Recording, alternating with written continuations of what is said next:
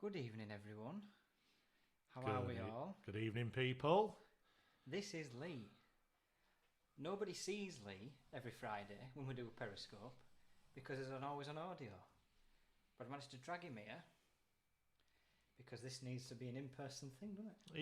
It does, and finally show my face to everybody. Scare the kids if you want to scare your kids. So, hope everyone's well. This is our general Friday night thing, done on a Thursday night. And we're going to Fenex is going to take over for the first bit, I think. It is. It's not very often. That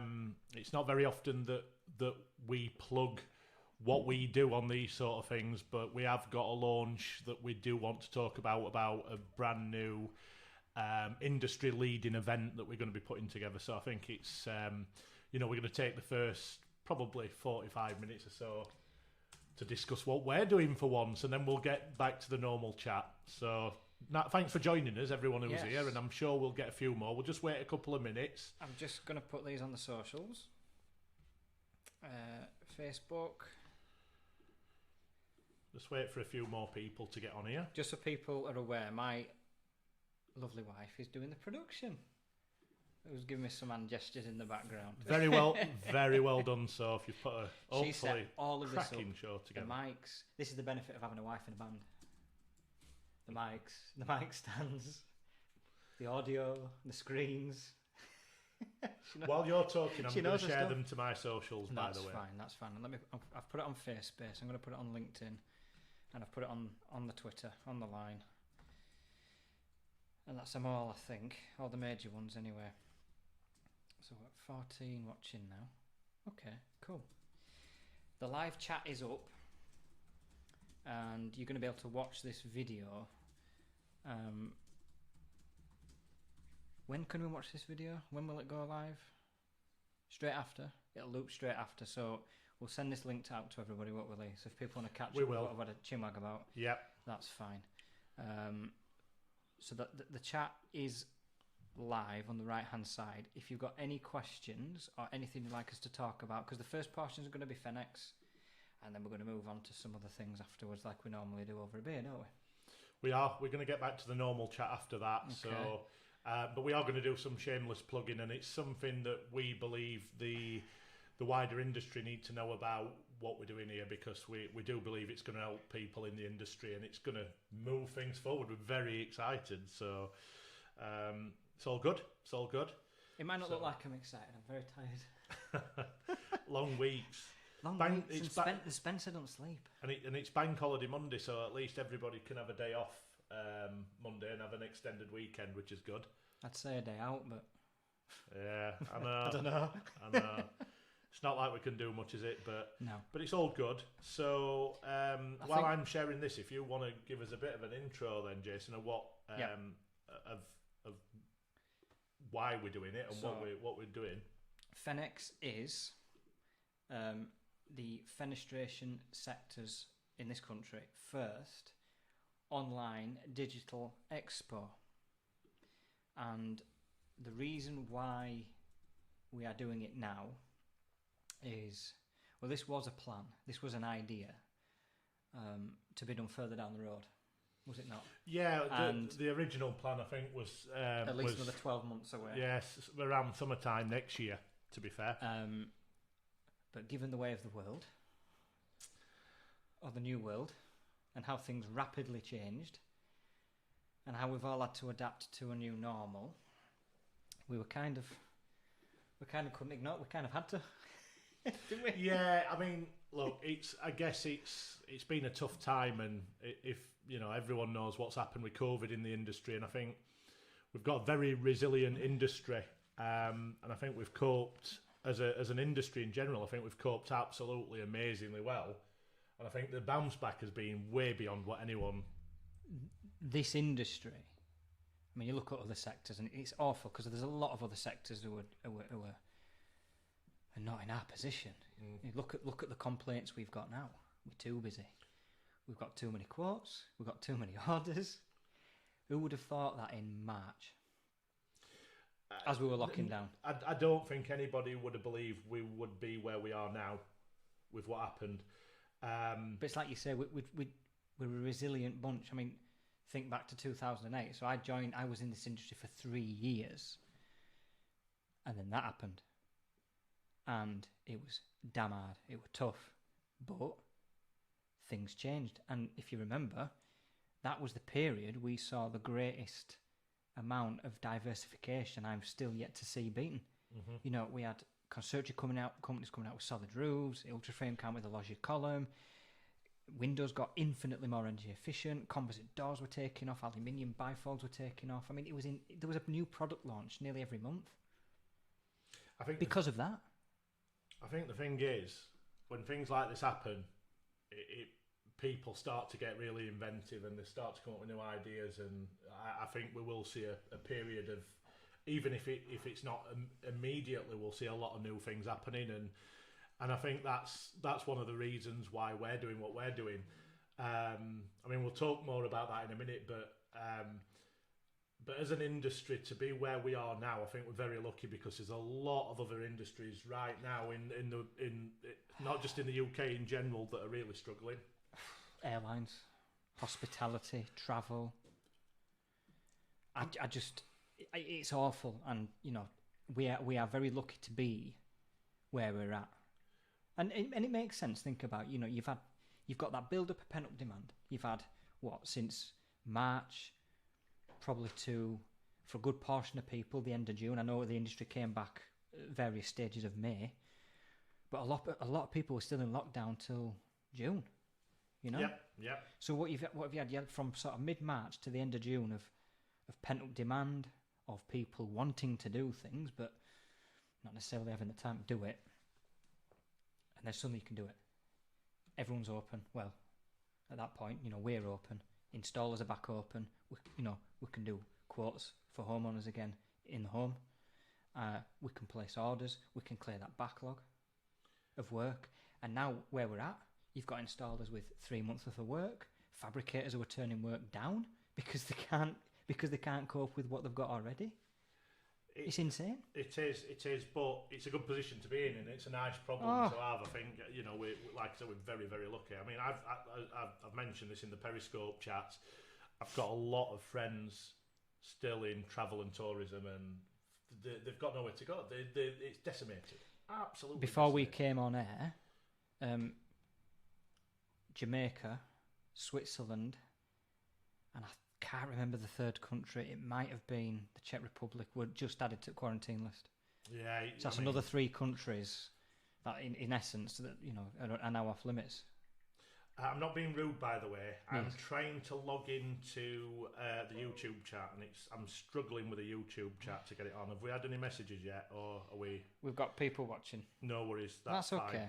Hopefully I'll get in at some point. No, I'll let that's you cool. do the typing. No, that's anyway. fine. That's fine. So back to why Fenex? Why now? So, much of what we were all planned to do this year was postponed. Gatherings, other physical shows, our awards has been, you know, postponed. It's affected everything, but what that hasn't done is it hasn't stopped businesses, fabricators, installers from innovating, from selling, from producing, from giving new ideas. And the technology we have now allows us to give people that opportunity. Well, I think, again, you're right there. Let's be honest, and this is one of, I mean, we're really, really excited about this project, and the people that we've managed to present our ideas to so far are equally excited, because it's a great opportunity. Listen, the live shows are fantastic. You know, we've got the Fit Show, a very good event in our industry. Unfortunately, there isn't an event this year at all, like you said, Jason. But me and Jason believe that the live events will always be here, but it needs a really clever and efficient digital offering as well, because there's a market for both. Correct. Now, what we're very excited about is, apart from the timing of this being perfect, because as you made very clear there, technology within our industry has advanced probably about 5 years worth in 6 months, in less than 6 months. No, I'd say we've had I think we've had 10 years worth, easily a decade's worth of change and evolution in the matter of 5 or 6 months. Well, I would put it at that. Yeah, there's no get out. If you didn't get, if you didn't start using digital software for your meetings, you couldn't do what you needed to do. So the timing for this is absolutely perfect. It's not a great position for the industry, but luckily for us, there's absolutely no events on at all. We're the only events this year. Now, we've got, apart from what we're going to discuss today, which we've got an event this year, we're the only awards running this year as well. So because they're held online. Yeah, again, it's all digital. Now, the thing with that is, and we'll talk more about that later, even that, with the record nominations that are coming in, I was looking this morning again, and it's gone mental. I've never seen so many nominations fly through, and it's brilliant. As we've always said, if you give people the options to do it, like the technology and to take part, people will take part. Yeah, definitely. And the industry needs some good news. We've worked hard this year. We're overcoming an enormous challenge through the NFAs and through obviously Fenex as well, which we're launching. We want to give people something to look forward to. Yep. Something to aim for, something to launch a product at, something to launch a new service at. Definitely, and to be fair, if you don't mind, I'll quickly run through, and you can have the dates in what we've got planned. Sorry, Sash Window Man. I've been watching for 6 minutes now, and it's not crashed. What's happening? Sash Window Man, we're not on Jason's phone. We've got a proper setup today. This is what I mean. We've got cameras, we've got mics, we've got laptops, we've got a hardwired Ethernet connection to my router. we are going to buy you a phone, though. That's 100% happening. It's not. But we're going to... I'll run through a bit of a background, if you don't mind, Jason, about what we're doing with this launch now. Cool. To let everybody know, me and Jason are obviously fronting the show. Like we said, it's something that we've brought forward a year. But we have got a team of people in the background. We've got our normal staff, which we will introduce over the coming weeks to you. People like Sophie are helping us tonight, and Helen and Diane and some of the others. The marketing team. Now, we are very, very proud to be working on this project with Motion Lab. So they're looking after all the creative side and the marketing for us. So, we've got a lot of thanks to those guys. They're doing a cracking job for us, as we knew they would. Listen, they've got you go to Motion Lab for a reason. Well, they deliver. They've got the background. They were the inside guys... and outside the industry. Oh, yeah. Not just here. They do stuff in all other sorts of sectors. For sure. Success. Yeah, they've had a lot of success, and as everybody knows, they were involved in the early stages to the mid stages of the Fit Show, which is the real growth period.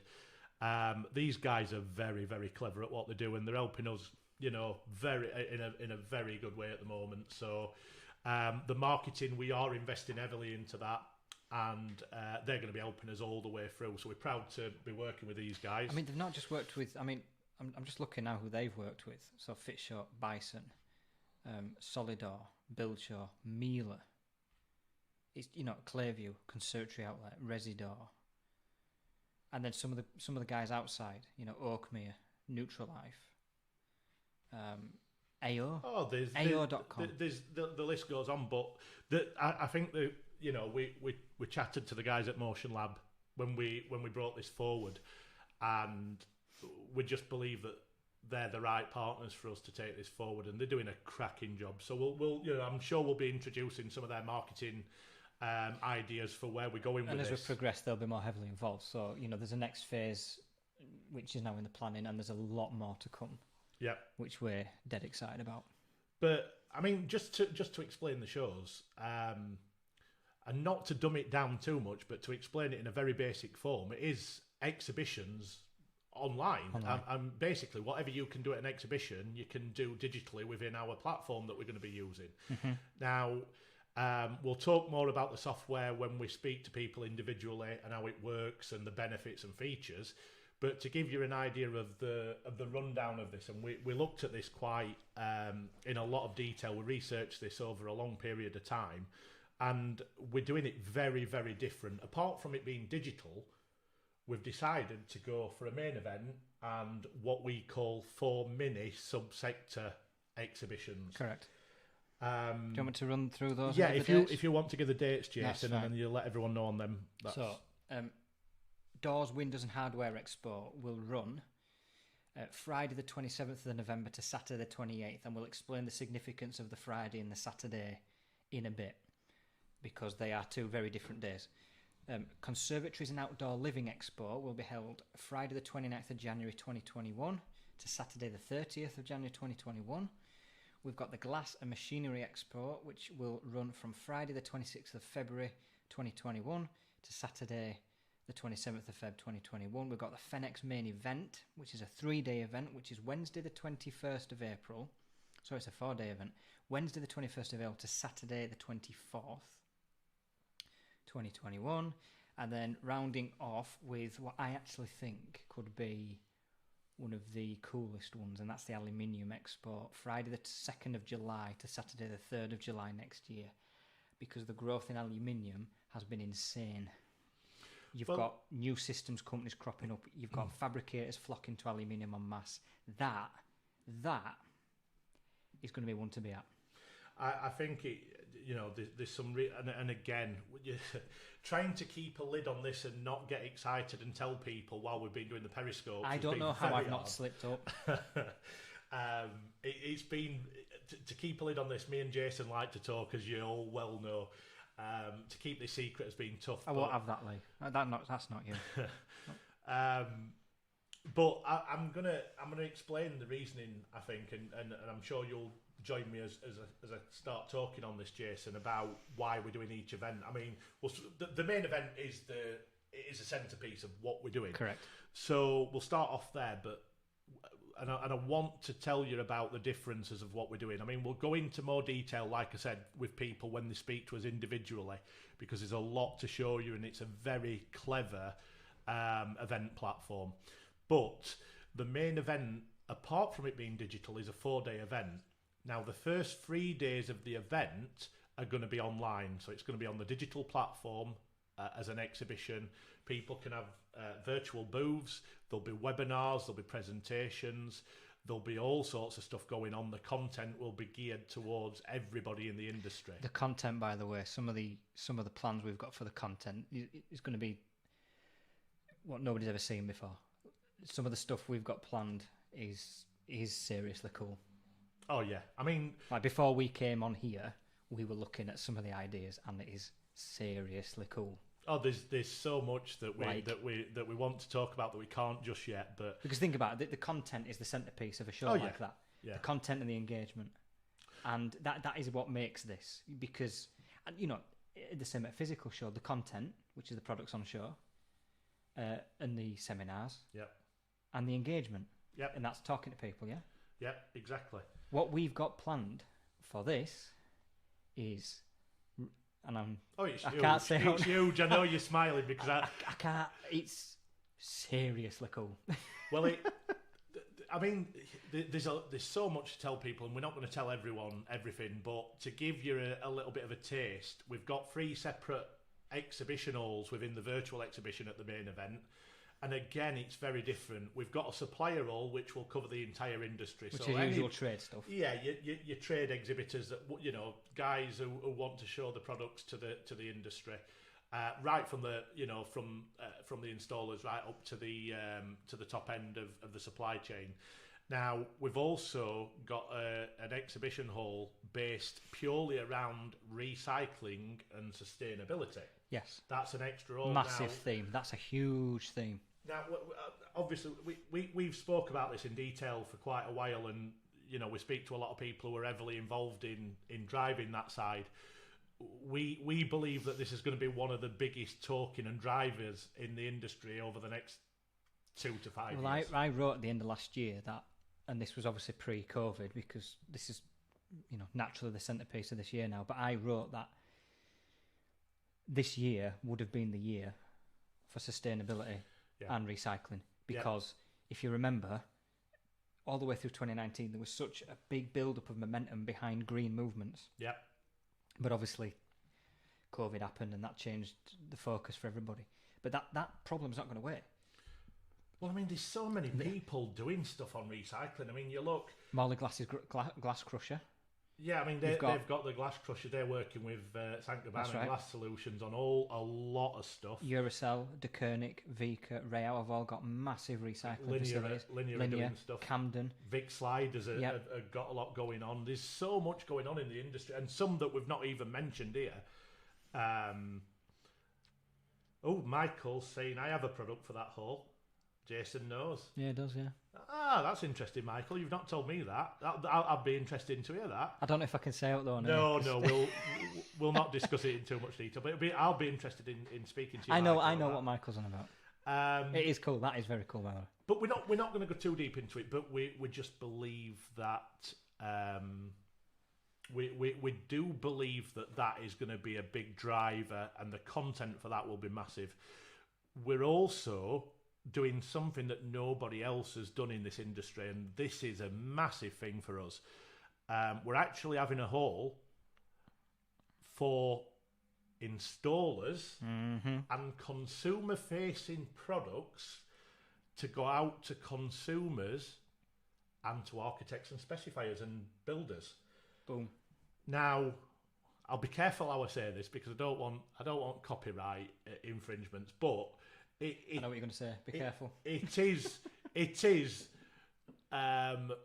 for the grand design type products and styles that we want to put out there. Easily, nicely crowbar. It's going to be geared at the content, and the stands are going to be some very nice installation companies and like I said, consumer-facing products that want to put the right information to the top end market. So, and do you know what this will do? And this will help battle our industry's perception of being shoddy, cowboyish. Correct. Whereas we're going to be working with some of the best installers, showing off some of the best work to demonstrate to the public. And again, this is why we're working with Motion Lab, because we know they will bring the consumer traffic to us, the homeowners to us, the architects to us, the specifiers to us, to show that, double glazing isn't white gold.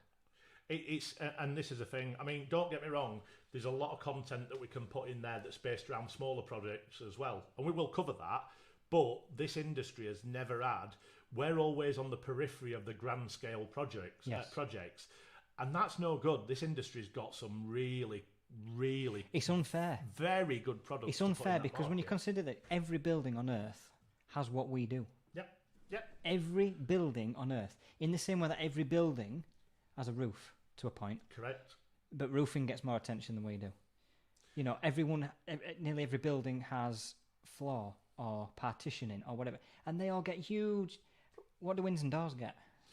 Well, I mean, that I've been speaking to a lot of installers over the last few months. We're doing the virtual showrooms, and it's amazing how little coverage they get apart from locally, and this is a great stage for them and for the consumer-facing products. Like I said, the people who are using the products, the people who are promoting the products into these installers. But a good way for fabricators and manufacturers to support their installers to get them extra benefit from that day. Correct. It pushes it all the way up through the supply chain. It's and to be fair, if we get the content right of what we've planned, it will be a go-to place for the fenestration industry, for architects and specifiers to come and get their projects mapped out, and that's the plan for it. I mean, a dedicated space for our industry, because think about it, the other shows are an amalgamation of all sorts. So, I mean, you've got a mixture of outdoor, hot tubs, tables, lighting, windows and doors, obviously included. But then you've got. We went to one, me and Soph went to one, and we ended up tasting beer alongside looking at hot tubs and looking at doors. Yeah. Whereas this is going to be focused, dedicated, neat and tidy, just on us. Correct. And again, we will speak to you more about this individually. When people speak to us during work hours. But that is the basis of what we're doing for the main event now. We're going to drill right down into the mini sectors. Now, the reason we're doing the mini sector events is because we want to. The whole idea of this for exhibitors who come to these shows and for the visitors, there's two things that we're really looking deep at. One is that the exhibitors actually get something from the show. So because of the digital footprint, which again we'll explain more as we speak to people, the lead generation and the amount of data you can get from the show is immense. The stuff you take away of how people consume your information is you can't get it anywhere else.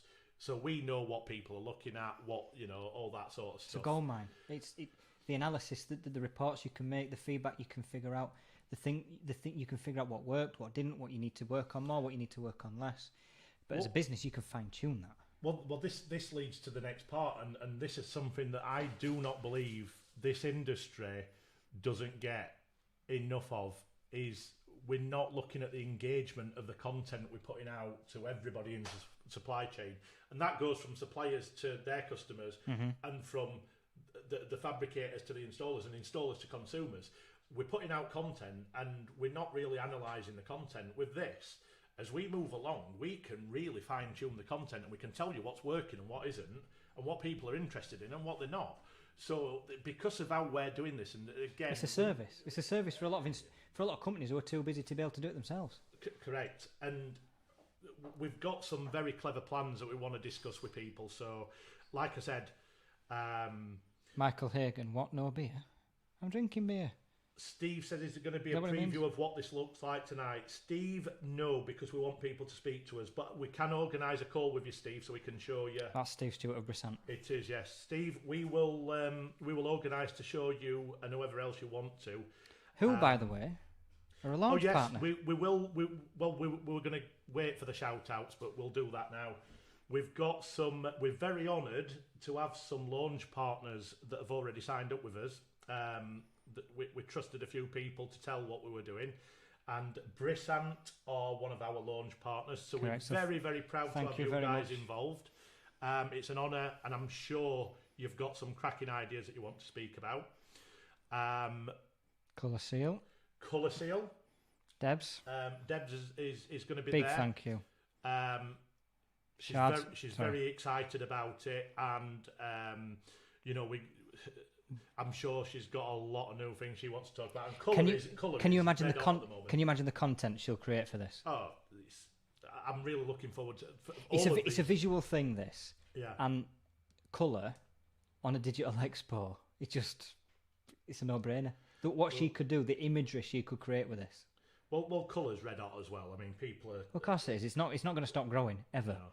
But from an exhibitor's point of view, she does this. Colour Seal are going to be able to create insane videos. Yeah. She could create videos of all those amazing houses they've done with products fitted. I mean, this is an exhibitor's dream for that kind of stuff. I'm just going to go back to Steve's question before we mention the other two launch partners. Steve, you guys are going to be very excited at what we talk to you about tomorrow or early next week, whenever we next speak, because a lot of things have changed in the last 24 hours, and you're going to get really excited when we show you. So, tell Nick. So yes, we'll be in touch very soon. We've also got another very good hardware company, very well known, very respected, VBH launch partners, and they're going to be at the Doors Hardware and Window Show in November, and they're going to be at the main event and the Aluminium Show as well. You spoke to them, and they were very excited. Oh yeah, I mean, listen, I've done an interview that we're going to put out in about a week and a half with the guys at VBH, Simon and Gary in marketing, and they're talking about so many things that they can do with it. They're very excited, and we're again very proud of these guys, all three of them. And we've got two installers on board at the minute, and a third one to be confirmed, which we'll not say too much about that one yet. But we're very proud to have a couple of big installation companies on. We're in Shard Solutions down in London. Stuart, absolutely buzzing about this. And listen, I've seen some of their projects that they've done. Oh, they're insane. Oh, they've done some beautiful. And this is what I mean. The kind of grand projects. But this is what I mean about shedding that perception of white gold off this industry, because this is not a white gold industry in so many areas. Like Shard, for example, is such a good example of some of the, real architectural stuff. Yeah. I mean, it's just off the wall. It's insane. It is. So it's going to be great to have companies like that on board. And also we've got Window Plus up in Scotland. Is that Glasgow Mark? It is Glasgow Mark, yeah. That's how I know him. That's only how I know him, Glasgow Mark. So it'll be good because... Didn't he have a virtual showroom as well? Yeah, I mean, they're very much they're moving into the digital age. They're the guys that had something like, I think they've got 7,400 no, more visitors than that. to I think the last video... That was in 3 days. It was only more 3 than days? That was in 3 days of it going live. 7,000 odd visitors to the showroom. But they did a factory tour as well. They didn't just do the showroom, they did a factory tour. So they went full beans on it. They did 2 separate showroom, like a showroom and a factory. If that ain't proof that this thing works, 7,000 what in 3 days? In 3 days, that's what they said. Yeah, in 3 days. I think they had about 2.5 in the first 24 hours, and it just went ridiculous. But I tell you what I'm really excited about having Window Plus on board. That's because this is more from an installation side, but so they'd be the first Scottish company as well. This is what I'm talking about now. We would love to get some quality companies north of the border, and we really want to get people from not just Scotland, obviously Wales, Ireland, and Northern Ireland even. Yeah, this industry is bigger than England. Exactly, and but it's lovely to have his first Scottish client on board as a launch partner, because there's some mega companies in Scotland. I know, and we need to get them involved because they're not involved in enough, and we've got a few ideas to engage with us. With you see, they don't have to travel 400 miles just to be part of it. Well, that's it. That's a good part. No travelling. Northern Ireland, you don't have to fly over. Nope. There's no travel, and I'm just going to answer Michael's question. Michael, we'll give you one personally. We're doing demonstrations personally, mate. We can't. It would be very hard over here to go through a screen share. I mean, it'd take about an hour and a half anyway, and we don't want to bore people to death with it. Plus, there's different features for different people, so we'll organise a demo for Michael, I'll message you tonight, and we'll try and get some time put aside where we'll have a chat, yeah? Cool. But yeah, I mean, apart from the cost of not having the stand builds and stuff like that, you've got the non-travelling, the staff are saving time. But one of the big things, and this goes back to the user experience, when we show you how this works, when you talk to us individually, the user experience is so high on our list at the moment, because what we want to do is, we know that no matter where you are in this industry, whether you're a consumer or whether you're within the supply chain, your time is the most important thing. Especially right now. It's... Well, the next 2 years battling... we've had a good recovery, but the next 12 to 18 months are going to be vital. So Correct. any time spent away from work is lost time. Correct.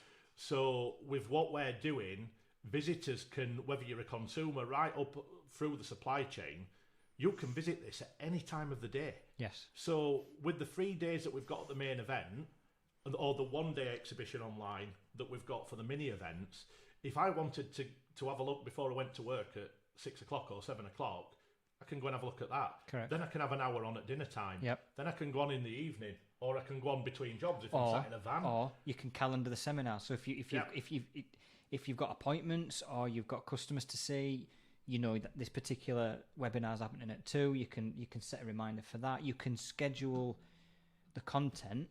Yep. And the content of the expos around your day. Yep. While still being able to quote Mr. and Mrs. Smith. Yep. Or still be able having to sort some queries out with your manufacturer. Yep. Or sorting out a delivery. Correct. You can then go back to your desk at your laptop and go have a look at what Masterframe have said or whatever. You know, you have that flexibility. And it's vital for that, because, you know, having the flexibility of not taking a full day out but still being able to see everything you want to see, and like you said, you can calendarize who you want to go and see, what content you want you to consume, and catch up on it. If you miss it, you can catch up on it. And the big thing that we've not spoke about is, and I think this is a very key point, and again we'll go into this in more detail individually, but it's not just a one day at the mini event or 3 days at the main expo, because once the event finishes, it's on demand for 30 days after as well. So it's actually, as an exhibitor, you're picking up leads for 30 days after the event. As a visitor, you've still got 30 days after the event finishes to go and have a look around. So if you've not had time within the time limits on the dates we've set, Yep. you've still got another 30 days. If you've missed something on the day, if you've missed the main days, you can go back. Which, if you're an exhibitor, by the way, you don't just have those 3 days.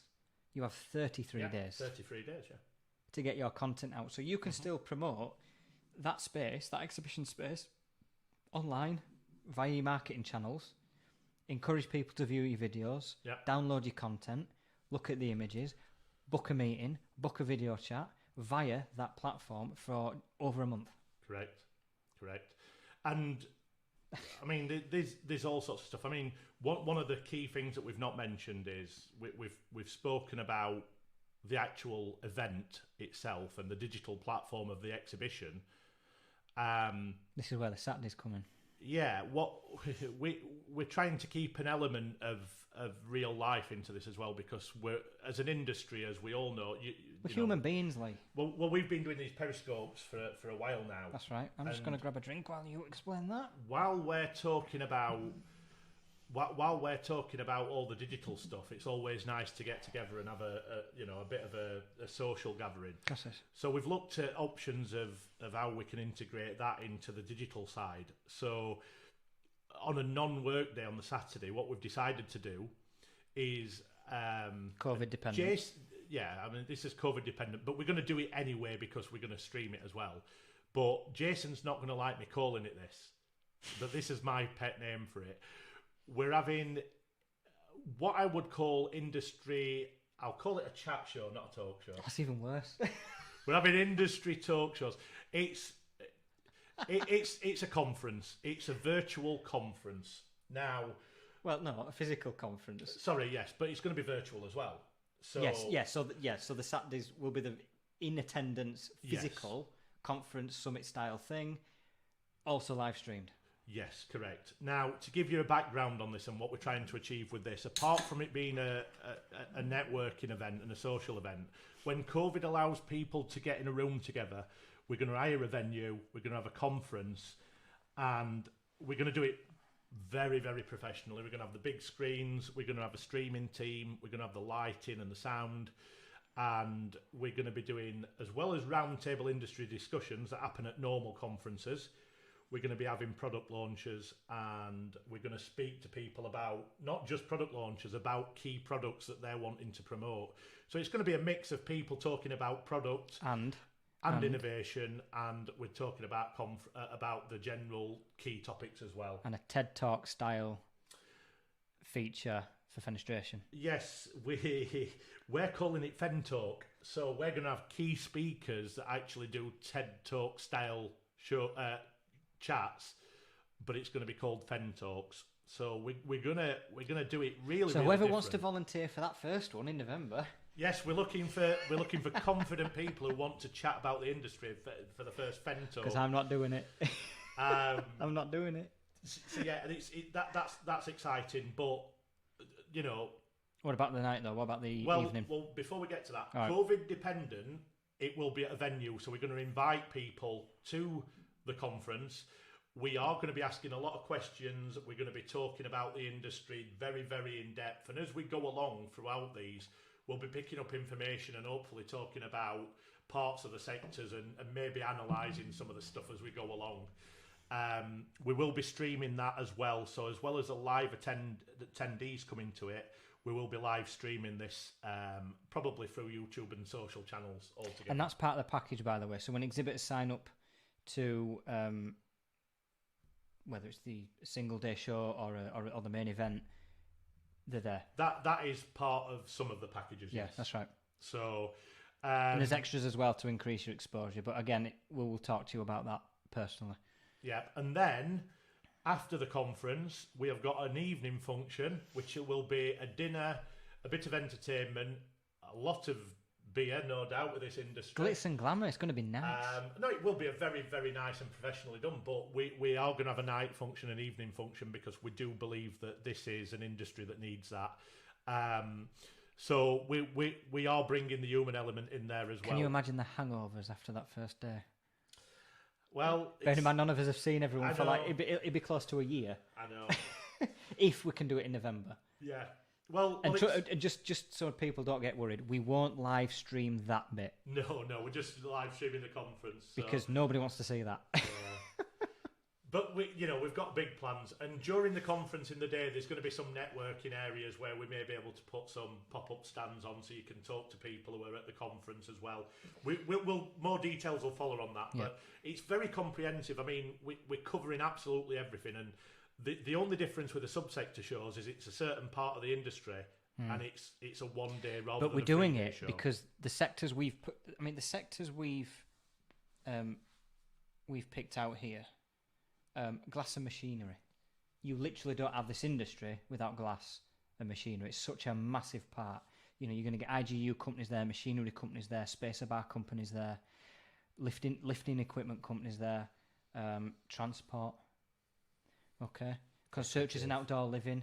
Balustrades, pretty much everything. With the outdoor living. Oh no, sorry, I was still on glass. Oh, sorry, no. Well, no, you're right. But construction and outdoor living, solid roofs, glass roofs, loggias.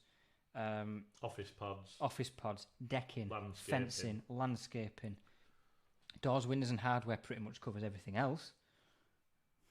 Well, we know that we've got a lot of. There's a lot of focus. A lot of people already speaking to us about the November show for the doors, windows, and hardware. That is hot at the moment. We're expecting that to be a great. Well, show. we were expecting that anyway because it obviously encompasses a lot of the sector anyway, but the hardware sector alone is, again, talking about innovation. The stuff VBH are doing, Brisant are doing, but all the others as well, Winkhouse, Era, Miele. There's some serious stuff going on. Doors and windows, I feel like there's been a product launch every month for the last 10 years in windows and doors, but then aluminium in July. Well, this is the thing. Aluminium is mad right now. It's a big show in itself, and we're looking forward to engaging with the aluminium companies because we feel. I think the demand for aluminium is going to be massive. I hope so because there's a lot to talk about in that industry, and I think this is a platform that they could get a lot of their. Because remember, you've got a lot of architects and specifiers who will only work with aluminium. Yep. So that I think the demand for that particular one is going to be mad. So. There's all sorts going on. We're not going to go any deeper into this because we don't want to tell everybody everything. We want you to talk to us because when you see it, when you get the demonstration, because everyone we've shown this to so far, the universal feedback has been better than me and you thought it ever could have been. I expected a very, very strong response, but we've even upped our predictions. We believe for the main event. The thing is the platform we are using currently that we've been showing people is very smart, and the key to it is getting the right people there. Which we know that with the budget we're spending and with the marketing company we're working with, that's the easy bit for us. We're not worried about that at all. The content, we're going to work with people. One of the things we will say is anyone who exhibits with us, we're going to be working closely with you to try and. We understand that a lot of people who exhibit won't have their own marketing team, so we're going to try and help with kind of a toolbox area, isn't it? Yeah, again, I think. No, I'll talk about this. So, the key to this, because it's new. Let's face it, this is brand new. Yeah. And but we firmly believe this is the way it's going to go. Yeah. As with anything new, whether it's this or anything else, I think the tools you are given in order to make your experience with this a success is perhaps one of the most important things. So we're not just going to get people to sign up, give you keys, and away you go, and just figure it out for yourself. No. We're going to give exhibitors the most in-depth, comprehensive set of... We are going to call it a toolbox. Yeah. We were calling that between ourselves, but the name's kind of stuck, so it's being called the toolbox. But you will get a Fenex toolbox, which will give you all the tools, hints, tips, advice, guides, help that you need to make sure that you make every minute of that count. And I'm not just talking about lead generation. We're talking about how to make the best of your stands, how to make the best of your marketing, But then it will also come on to how to best generate leads from these kind of things, but also to how best to turn those leads into sales. Yeah, I mean, again, we will give you those tools.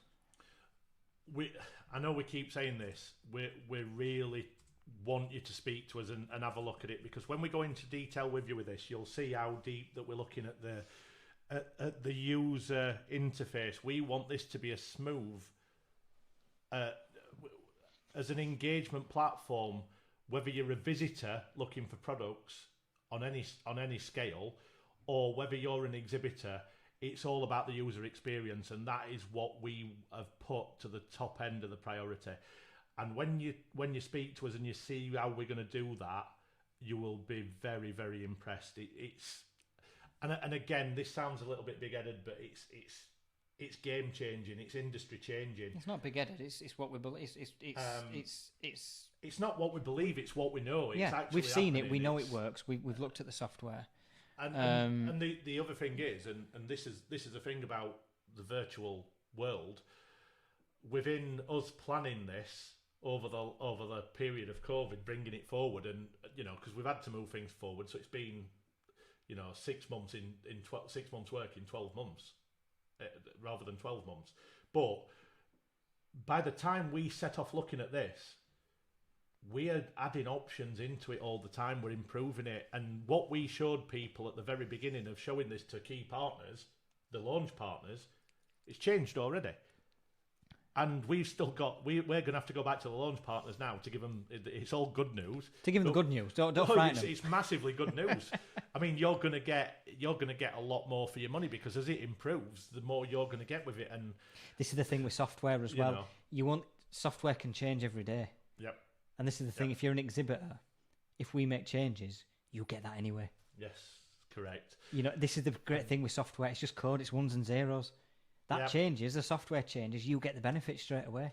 I mean, that's it. It's dead simple. Look, it's all very exciting. I think we're going to move on to industry chat now, because we've had it's very rare we plug on stuff like this, but it's important that you know what we're doing, because it is industry changing, and when you see it, you'll get why. Hopefully some of you who are watching today will come and talk to us. You can drop an inquiry form on the website, or if you want mine or Jason's number, you can get us on Twitter or any of the social media. You can get us on I think the numbers are on the website as well. Yeah, so you can give us a call. It's fenex.co.uk. You can register to receive updates, or most of you know where we are on social media. Most of you have our phone numbers anyway, so you can give us a ring, give us a text, and we'll sort you out. But look, I think what we'll finish on is Fenex will bring all the benefits of an expo, whilst fitting round the incredibly important schedules of our industry's companies as they are trying to bounce back and progress further forward. With a hell of a lot of extras. And it's an incredibly cost-effective option and time-effective option. Yeah. And as I said earlier, time is perhaps the single most important commodity, other than maybe glass, because apparently we're running out of that. But time is the single most important commodity right now. Yeah. And Fenex will give you that chance to be at work, but to engage and give you the event experience. And hopefully we'll meet you Saturday night for a drink as well. Definitely. We're covering everything.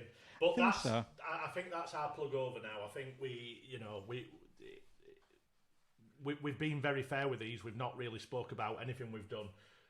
The only things we've spoke about were the showrooms that we gave away, which is, it's not selling anything. Yeah, no one can come to us and say all we do is plug. Yeah. Because we really don't. But look, to anybody watching us wondering why we can't do any screen shares or showing you the granular detail of how this works, is it'll take about 2 hours, which on a live stream when we're meant to be having a bit of a relaxed chin wag, there's a bit of a long haul in it. So, and it does need a one-on-one personal demonstration, so you can understand the vision, but also get really excited about the plans, because we can't convey that too much over here, but we can over a Zoom call, for example. And every supplier in the chain has a different need. Correct. And different avenues Well, that this you is can it. take with this that will help you. Your systems company unleash something different to your installer. And there's different options and different avenues that we can help you with within that expo that will help certain people in a different way. So, but we'll, get in touch with us and we'll show you. But so the main event,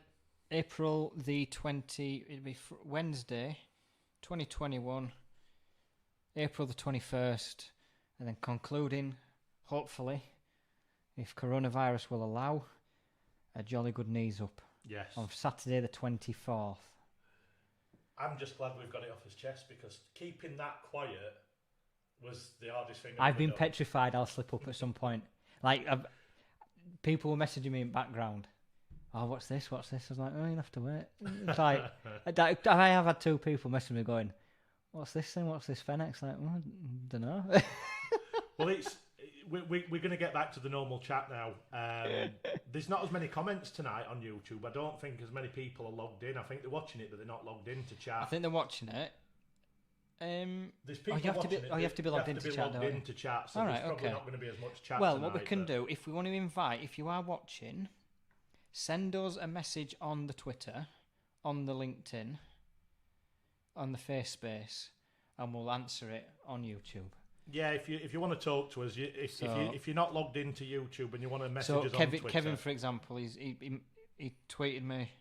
I can't remember if I have a Google account, so I'll have to start again. You don't need to be logged into Google. You can watch it without being logged in. But if you want to comment, you have to be logged in. But you can watch it, and if you want to ask us something on Twitter or FaceSpace or Instaface or linked out, on the line, Lee. On the line. Get on the line. Sash Window Man clashes with my golf tour next April. Well, Sash Window Man, you'll have to move your golf tour. Or you can catch it on demand for the 30 days after. But what if he's on about the Saturday? Or the Saturday. He'll have to move his golf tour. Yep, correct. It's tough. Sorry. Nothing moves for this. Sorry. Yep. This is it now. This is like your centrepiece. The main event that Saturday night is like the big thing. That's it now. You can't. Soph's laughing, but she thinks I'm joking. I'm not. That's like the main thing. Well, what we'll do, keep your eyes open. If anyone wants to message us on Jason, so we're not looking at both, because we know Sash Window Man's watching and tweeting us, so that's all right. That's fine. So people understand. I'll keep my own YouTube comments. You'll keep your no, that's absolutely fine. I prefer this. This works. It's nice to have some interaction rather than. I haven't seen you in person. I know we're at least a metre here, so we can't shake hands or have a bear hug, but I ain't seen you in when did I last see Lee? Must be February. January? Probably January. Well, did you see us after Christmas? It might have even been before Christmas, So we were that busy at the beginning of the year. That's depressing. What's that? Last time we got together. Not over the phone. We're in December. It's that long ago, yeah. That is. Well, it's nice to actually see you. And it's nice to see you both as well, and your little boy, because I haven't seen none of you. I know. Spencer's in bed, asleep. How long for? Remains to be seen. He's all right. Quiet as a mouse tonight.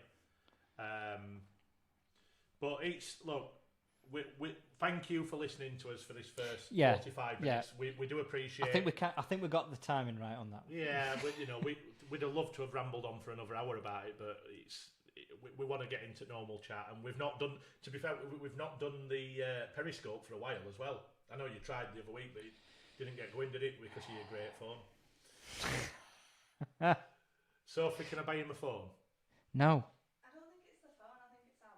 It's not. It's his phone. No, our Wi-Fi's been solid for the last few weeks. It's my phone. No, the problem is when it's just terrible. When he's in car, it always cuts out, and there's always a problem with it. But anyway, it seemed what Periscope should have done is allow you to stream from your laptop. But you can't. Periscope for your it's Periscope's fault. Terrible phone. And we can do other stuff whilst listening to. What's this? Oh.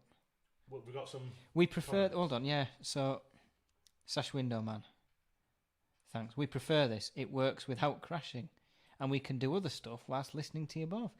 There you go. Cool. So you can have us on in the background, rambling on, sending you to sleep. We could do ASMR stuff, couldn't we, soon? Have you seen that? ASMR stuff. That sounds a little bit It's exactly what you think it is. Whispering very softly into the microphone like this for a very long period of time. You know far too much about stuff like that. Oh my God, I got a toilet. Watch stuff. But we've got loads to talk about because it's about 5 weeks now since we last did a proper one on a Friday.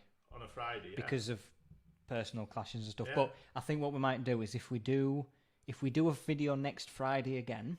Well, we need to get back on track because that's the because you can do next Friday, can't you? Yeah. And then we'll do one every 2 weeks after that. Yeah. Yeah. That's okay. Fine. Cool. Are we going to? Just to say as well, this is via the Fenex YouTube account. Yes. The future ones will be done. Now I have my YouTube account, so I think if we do the future ones through mine, or do you want to do it through Fenex? Keep it on this. We've got first one going. Do it on this. All right, we're moving up to Fenex. There we go. Is that all right, producer? Okay. Getting approval from the boss. Cool. So what's been going on for the last 5 weeks? And what have we missed? We're running out of glass, aren't we? Apparently. We're running out of glass. Costs are going up across the board. That's cool. To a mixed reception. We're running out of glass. We're running out of parts. We're running out of foil profile. We're running out of time. I tell you a subject I want to touch on tonight, and I think we'll get some engagement on this. Ian, Ducky is here. Hey, yo, on the YouTube, and he's got a bit, and it looks like he's got a beer in hand. Cheers, everybody! By the way, cheers. Yes, hopefully you'll be having a couple of beers. We're not going silly tonight because we work in the morning, but I want to touch on a subject that I think will be. There's a lot of discussions going on at the moment of what is a right way to act. There's a lot of disgruntled people that are not, and I know that some companies may use COVID as an excuse to be off the ball a little bit, but I think there's a fine line somewhere between. There's a lot of installation companies out there that are probably not getting the service they usually would because of what's happened. Now, a lot of it is genuinely a backlog of work that needs, I don't think... Some of it is. But I think you were hinting on that about COVID being used as a cover. Yeah, but I don't think it's all that. I think there is some genuine issues because of the backlog of work. And what I have noticed, and I will be honest, I love going on I'm a bit of a geek with this, but I go on a lot of the forums, and I think sometimes there's a lack of patience, and I get it, and I know that there's problems down the supply chain, and you've got to keep your customers informed. But I think sometimes there's a lot of let's say there's a lot of short and snappy people where probably it needs a bit of diplomacy sometimes, and I think we could, there's starting to be a few frayed relationships. I think we need to. The thing is, though, I think most of the industry went back sort of mid-May. Yeah. So where are we now? End of August. That's the end of September. Where is that? Mid-May, mid-June, July, August. We've been back 12, 14 weeks, which is a significant amount of time. Mm-hmm. And in the first few weeks, I think I would agree with you. That you're right when there's a backlog. I mean, think about it. We had a lot of work. I mean, again, we have our own installations business. So we had 11 weeks worth of work prior to lockdown. We are finally clearing through that. But then we have then since had 3 months worth of pent-up demand rush through in one big chunk. This is what I mean. It's not normal. That's not normal. Well, think of August. It hasn't dropped off in August. August, usually, in normal times, everyone buggers off on holiday because it's no school, so everyone goes abroad somewhere. And it goes quiet. It's a chance to catch your breath, assess things, make decisions. It hasn't happened this time. And that's adding to the stress. That usual period we get to take a breath is not there. I just think there's a lot of frayed tempers, and some of it is probably justified, but a lot of it isn't. I think, I see some of the responses, and I think, as a supplier, there's only so much. I've never known suppliers turn work away. And I know there's quite a lot. There's a lot of that going on, Yeah. but there are suppliers waving goodbye to accounts. I know. I've only ever seen that in the past when there've been problem accounts like non-payers or they've been going bust. I've never seen it because they're too busy and they can't cope. But this is what I mean. I think the suppliers have, and this is me trying to be diplomatic at both ends. Some of the installers are not really making money for some of the suppliers, and the suppliers are doing it as kind of a favour without any real. It's not about turnover; it's about the profitability of an account. And the problem is, if they start getting a lot of grief at a stressful time for something that's not making them any money, there's going to be some frayed relationships that are going to stray. Oh. And this is the problem. What I'm saying, there's got to be. I think it's a time, and I know it's easy to say this because everyone's under pressure. And you know, if I was an installer and I'm waiting on jobs, yeah, I'd be frustrated. But I think sometimes you've got to take a deep breath and probably look at a bigger picture. So because some of the factories I know, the people I've been speaking to are well over capacity, and they're just, you know, the demand's there. Just going through some of the comments. Ian says it's great to see you in glorious Technicolor. I'm not so sure about that, Ian, but we're here. What, the word glorious? Both. Technicolor. To see me, even. Kev and stereo. Michael Hagan, if you're talking about the Facebook groups, they were like that before COVID. Michael is absolutely right. Have you seen some of the stuff that is said in these Facebook forums? Yeah, I mean, look, there's some really nice people on there. There is, but there's also some really nasty. It's a mix. And but I'm going to annoy people here. If people are watching this who are on those forums, I do not like how people just whack their measurements up for windows and doors and go, "Can I have a cheap price for that? Price for this? Anybody doing with this? Like, I need it like tomorrow and stuff." No loyalty to suppliers. They'll just peel away from it, and they'll just stick on whatever the. Well, this four windows. I need them tomorrow. Can you do me for £50? Well, this is what I mean. I mean, I tend to focus on the better points of these forums because there's a lot of good information on there. Look at Kev's comment. If you're talking about Eugene, no, it's widescreen. Yeah, that one. Cheers, Kev. Hey, listen, I've lost a stone on my charity walk. Yeah, it's plug day today. It's plug night. Now go on then. Charity walk. I need some sponsors. Listen, I'm going to put some posts out on social media. I'm going to show you the story of twins that one of them was born with cerebral palsy. Bless her. At the Variety Children's Charity, I've had to buy her a specialist wheelchair, and it's stuff like that I'm doing it for. How many miles in now? How many miles are you in? I'm doing 960 miles in 90 days, and I've done about 500 so far. And how many days left? I've done 43 days, so I'm nearly halfway through. So I'm You're ahead of schedule then? Yeah, I'm in front. Yeah. Oh, well done. But good man. I do need, I know there's some very kind people on here. I know that Kev and Ducky have donated, so really, really appreciate that. But I do need some help because I've got a big target of £1,500. I'm about a third of the way there. Come on. I'm behind on the donations. Our industry can get you to £1,500. But I'm going to post some videos. They sent me a thank you video, and I tell you what, I'm not an emotional person most of the time, but I'm glad I watched it half an hour before my presentation that I had to do because it was brilliant. It's absolutely brilliant. But it got to me. But no, anyway, so yeah, keep your eyes open, and if anyone can help, much appreciated. But going back to that, when you're talking about people just whacking them on, what surprises me, and this is just this is one of my pet hates anyway in life in general, is manners. Just there's no please or thank you. It's just, and maybe it's me being too deep, but can you quote me this, please? Yeah. It's a little thing, but I was speaking with, and you're absolutely right. I was speaking with somebody, I won't say who, during lockdown, and they were having issues with particular clients. And in the communications, there was no negotiation, there was no manners, there was no polite requests. It was, this is what's happening, see you. Look, it was particularly tough time for everybody, but what would it have harmed to just approach it from a more just kind manner? Or manners cost nothing. I mean, I grew up with my grandparents, so my mum and dad were always working, so I spent a lot of time with my grandparents. So that's a basic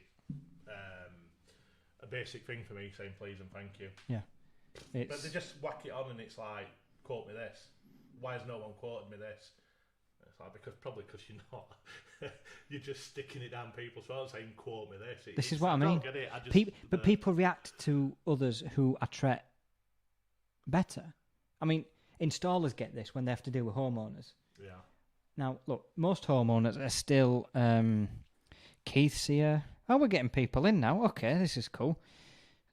Let's go through some of the comments. Oh, we're all looking good. I'll take that. Fair enough.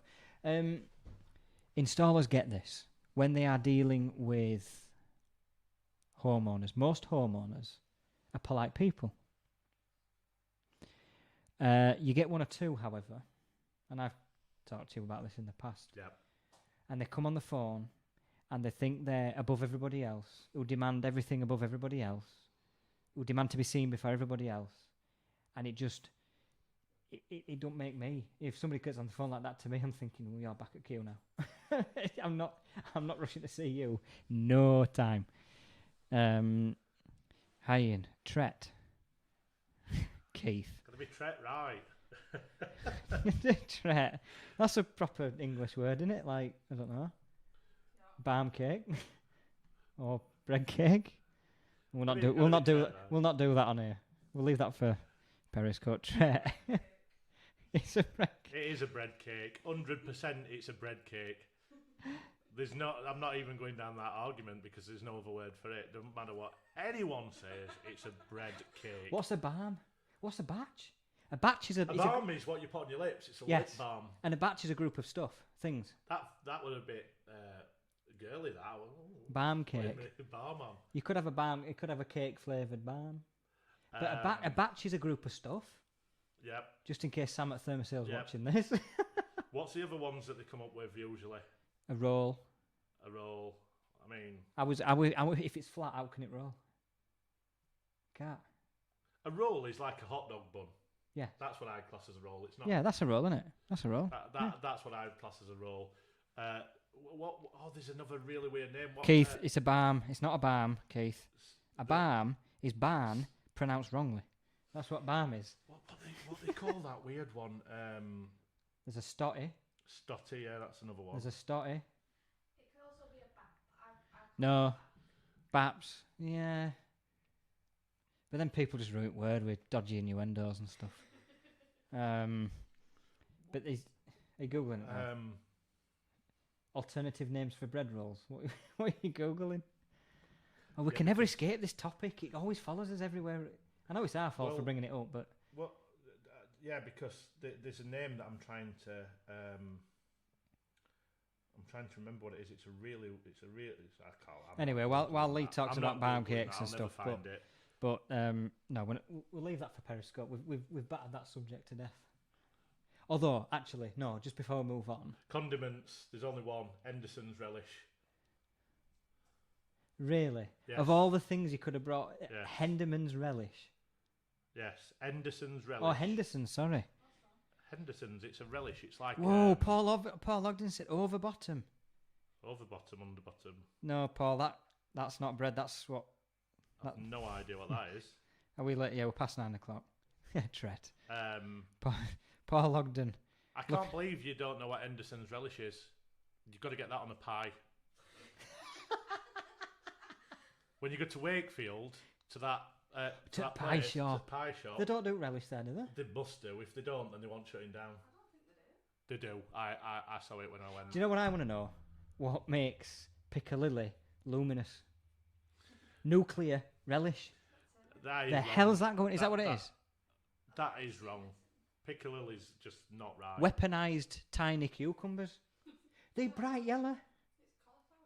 It's cauliflower, I thought it would. I thought you could get. I thought like little gherkins and stuff in Piccalilli. Or was it just cauliflower? I can't think of it. I wouldn't even dare try Piccalilli. Although saying that, I never had Branston pickle until 2 years ago. I imagine Piccalilli makes your teeth glow. That's how strong that is. Like weaponized, you could fire it at any nation. Right, over bottom. What the hell is an over bottom? You put You put stuff over your bottom. Oven like clothes. bottom, that's what he's trying to say. Oh, oven bottom. Over bottom. I wonder what Paul's going on. Yeah, but that's a type of bread cake, isn't it? You bake it on the bottom shelf. Yeah, but that's all bread. You bake all bread on the shelf. No, but it's particular. It's on the bottom shelf. Stoke's got its oat cakes, which are basically pancakes. Stoties. Pancakes.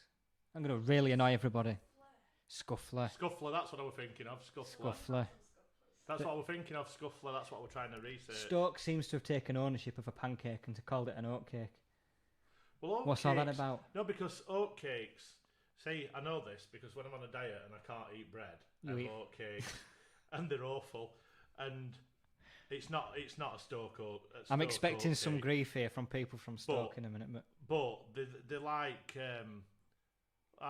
What did them Weight Watchers things that they had that were like circular or squares that tasted like cardboard? They're bloody awful. Oh. Rice cakes. It's like rice cakes but worse. There's just nothing to them. You might as well eat my skirting board. You might as well eat my skirting board with jam on it. But it's bloody. Who invented rice cakes? David C. Waffle. That's what we're doing. Waffling. Yeah, waffles are waffle. David C. But anyway. Unless that's a new word I don't know about. Bit of crumpet. What am I listening to, Michael Hagan? Michael, wait, listen. This is a good mix. Don't talk about football. They log off. You don't like football. No. Football's off anyway. Michael. If it were all about the industry, we can't do that. We've got to have some random. Even I get bored about wins. We've got to have some random discussions. To be fair. Do you want to know? I want to know though. Just going back to industry stuff for a minute. Are we running out of glass? No, serious, you're laughing. But it's honestly, there's people... I'm not laughing at the subject, I'm laughing at how serious it is. We can't fit winners without glass. I don't think so. Just if anybody can hear that, I've got two chinchillas fighting in the background, so just...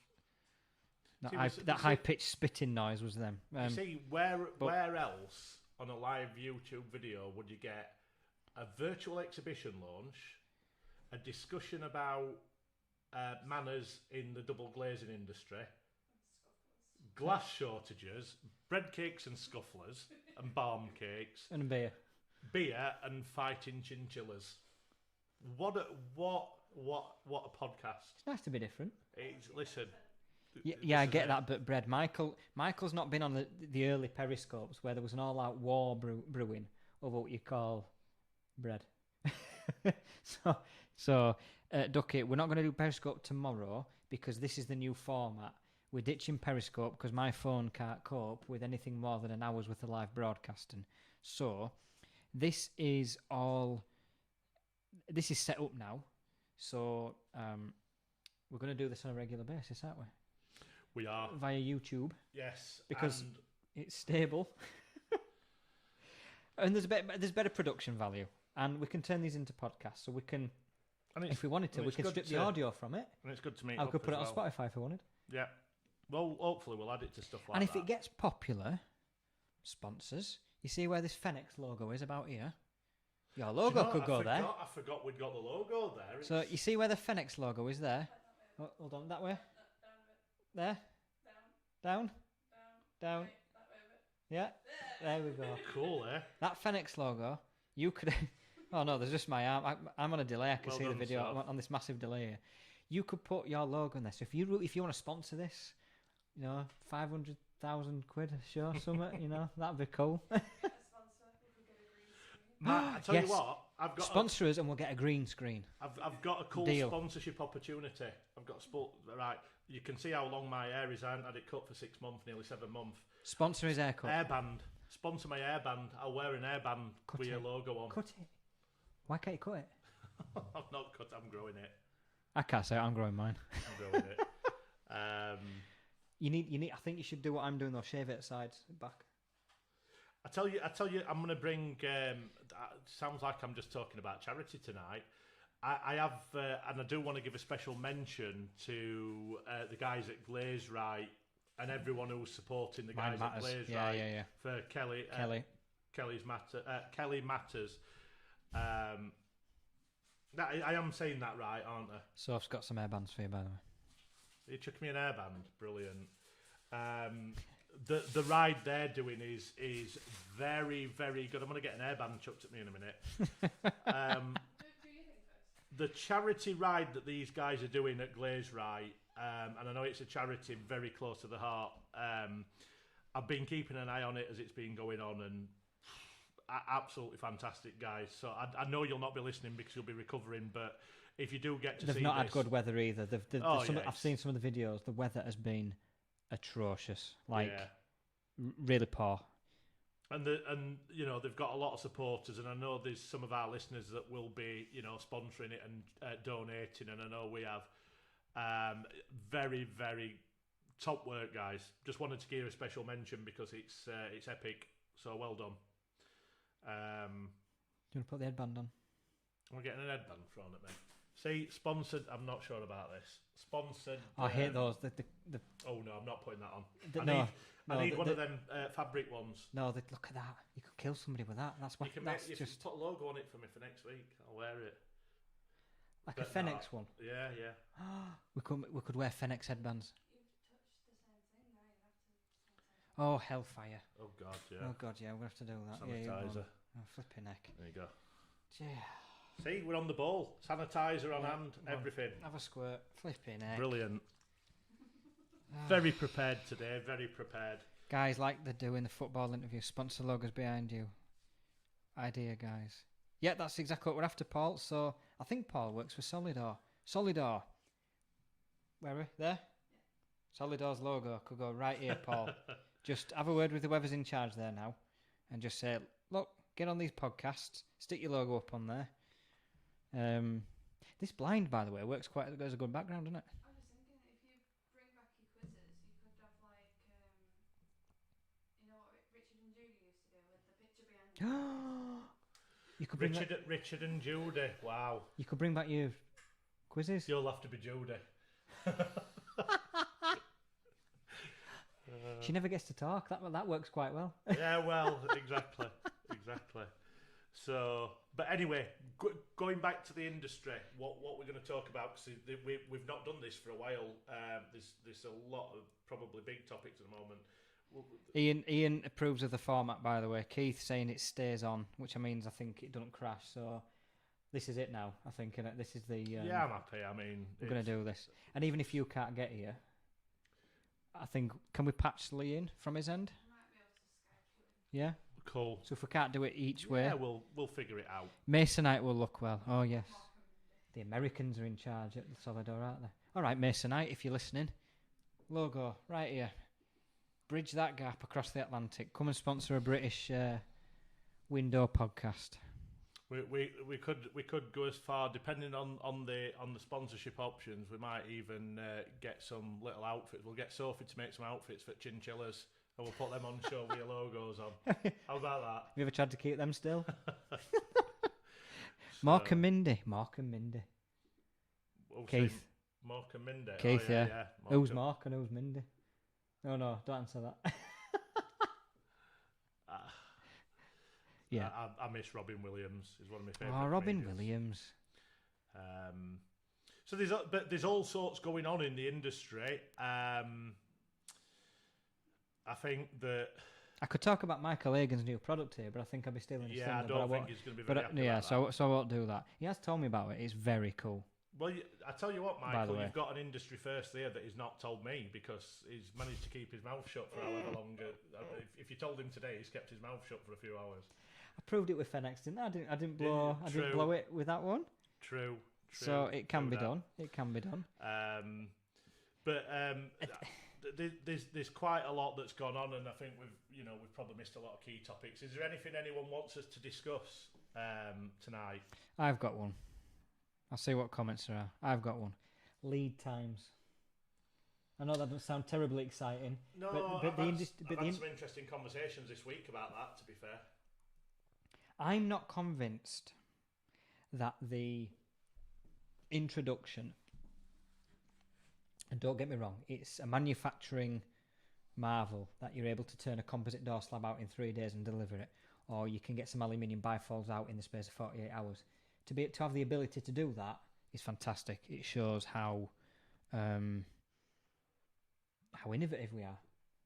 I'm not so convinced that it's overall been a good thing for the industry, because I think what you get is installers who might perhaps send in orders at the last minute. And if there's any manufacturers on here listening to this, you'll have probably had this, leaving it till the last minute because they think, oh, it only takes 3 days to manufacture a door. If I order it on Monday, I'll get it by Thursday, and fit it Friday, it's fine. Same with, certain companies doing aluminium, you can get it turned around in 48 hours. But right now, we're not in that scenario. We are backlogged for months. And obviously, we've had these short lead times for quite a while now. And suddenly, longer lead times are a problem again. I'm not convinced that... I mean, I know this is a one-off situation. Nobody could have foreseen this. But in times of pressure and high demand, lead times are going to come under pressure, yeah? It's going to be stretched out. And I don't know. I just think we need, as an industry, I think we need to prepare ourselves to operate as a sector on lead times which are much longer. Because I think that's what's adding to the pressure at manufacturing level, is installers going, I need this, I need this, I need this. And manufacturers going, I can't do it. We're busy as it is and I can't do it. Yeah. I just think we need to... On the flip side of that, are installers banging out work to get as much work as possible because they know we're going to be in for some tough times, and going too low? Should they be having work booked up now until November, or are you charging too little? Should they be getting less work for more profit? Well, I'll use where we are as an example. So we're up to... I think we're booked up to the 19th of November for fitting. Okay?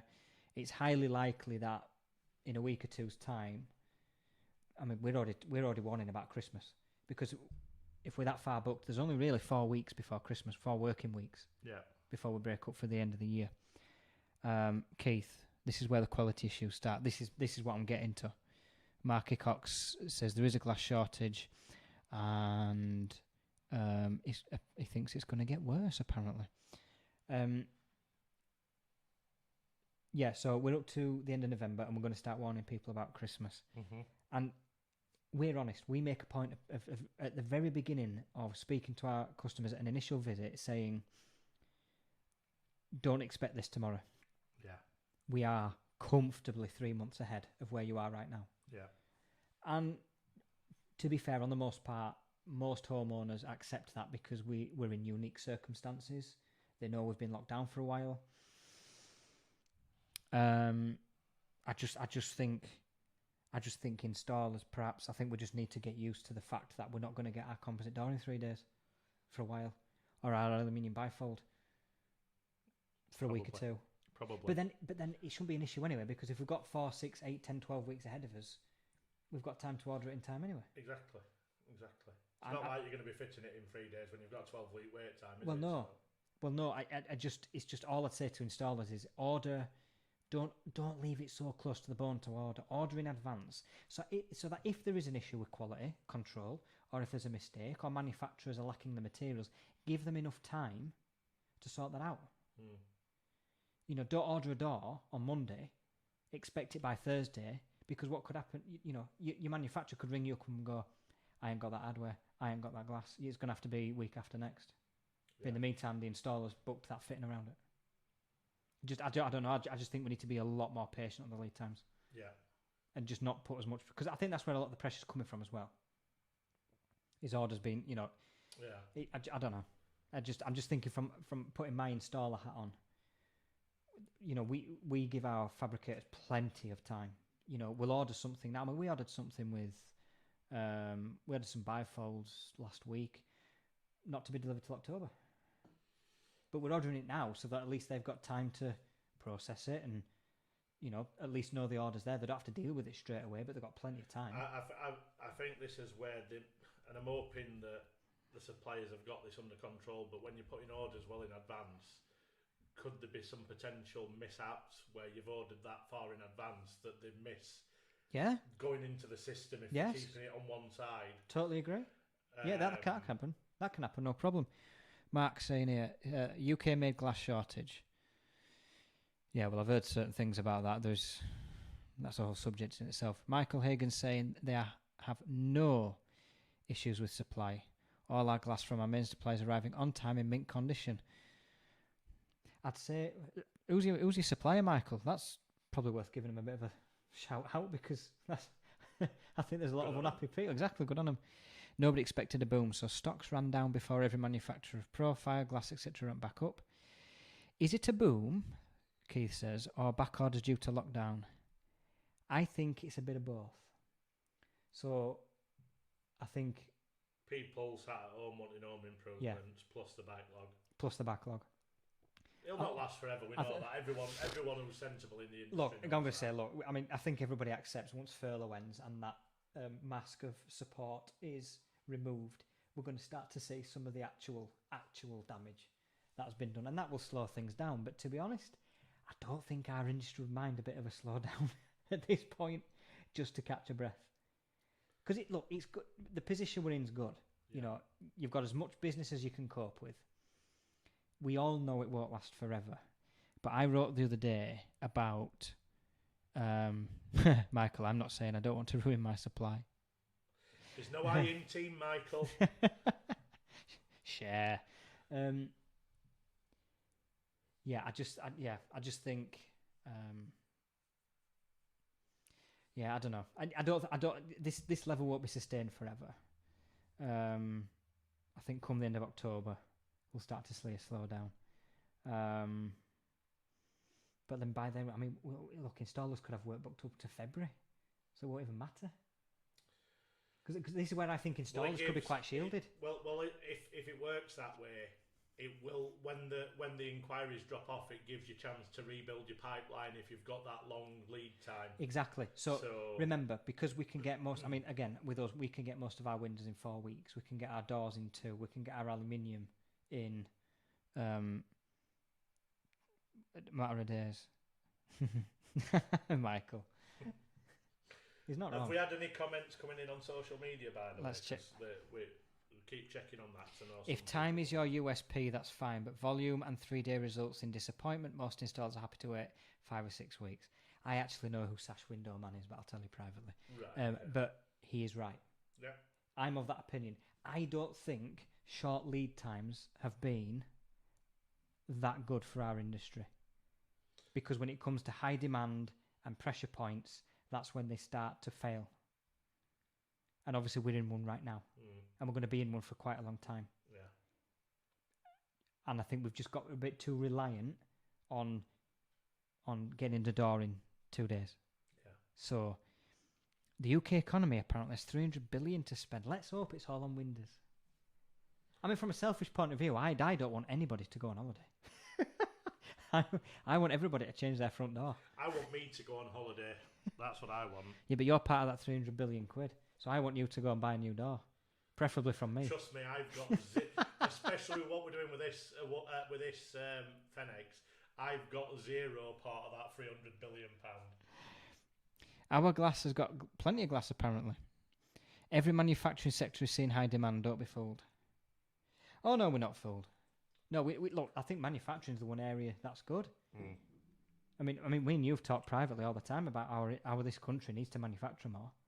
100%. I mean, we haven't even talked about Brexit yet. I mean, somebody mentioned about stockpiling, by the way, earlier. Mark Hickox earlier said nobody expected a boom, so stocks ran down. I've spoke to a couple of manufacturers of various bits and bats, and they've gone through their Brexit supply. There was a lot of companies had gone stockpiled naturally because there was a period where we thought we may leave, even with that transition deal. We hadn't even talked about that. Brexit is 4 months away. There's no trade deal, and at the minute, I think manufacturers are that busy. I don't have they even got capacity to stockpile. You know, we're all talking about COVID quite rightly because it's the most important issue right now. Literally, Brexit's round the corner. It's. I think there's some very tough decisions at probably the toughest time of our industry's lifetime. Can you imagine? Make about bringing manufacturing from people who import to bringing manufacturing back home. And there's some very tough decisions I know being made right now about whether they do that or not, because to spend the money now, I mean, what a risk you take, what a decision that is to make, because it's a tough enough decision. Immense at any pressure. point in time. And bear in mind, you're having to work out who comes off furlough, who gets made redundant, and who keeps the job. They're having to work out stock levels. They're having to work out what lead time to operate on. Yeah. Then you've got Brexit coming, Yeah. and a lot of our companies.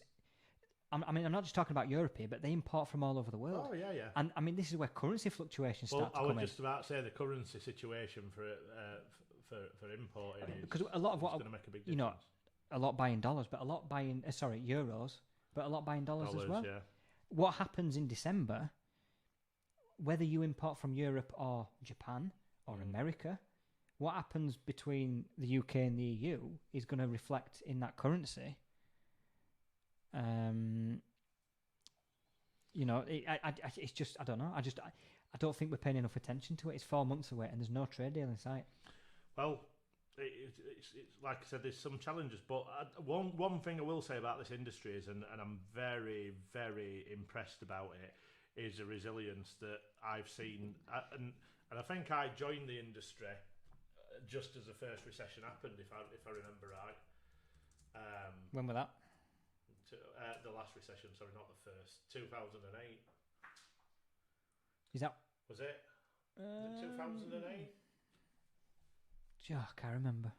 When did I first? Sure it was. When did I do that guest writing for you when I first started mine? Well, that was later on, but I've been there a while. Right. But I'm sure it was 2008.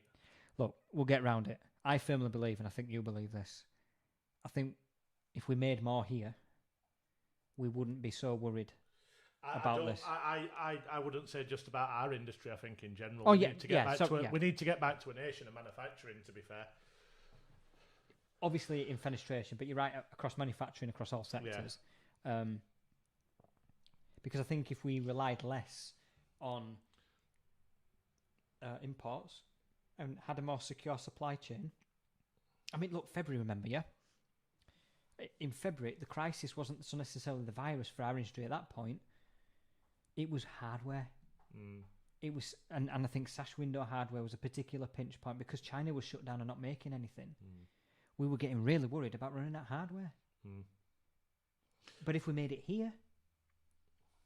Mark's just giving himself a plug there. Never mind, have to buy British. Insulated glass components, no problem with Brexit. Paul, Thermoseal. now is the perfect time to buy perfect British. time. Yeah, absolutely agree. Mark, insulated glass components, no problem. Nice early. Man bun next week, Mark. We're going to get him a sponsored haircut.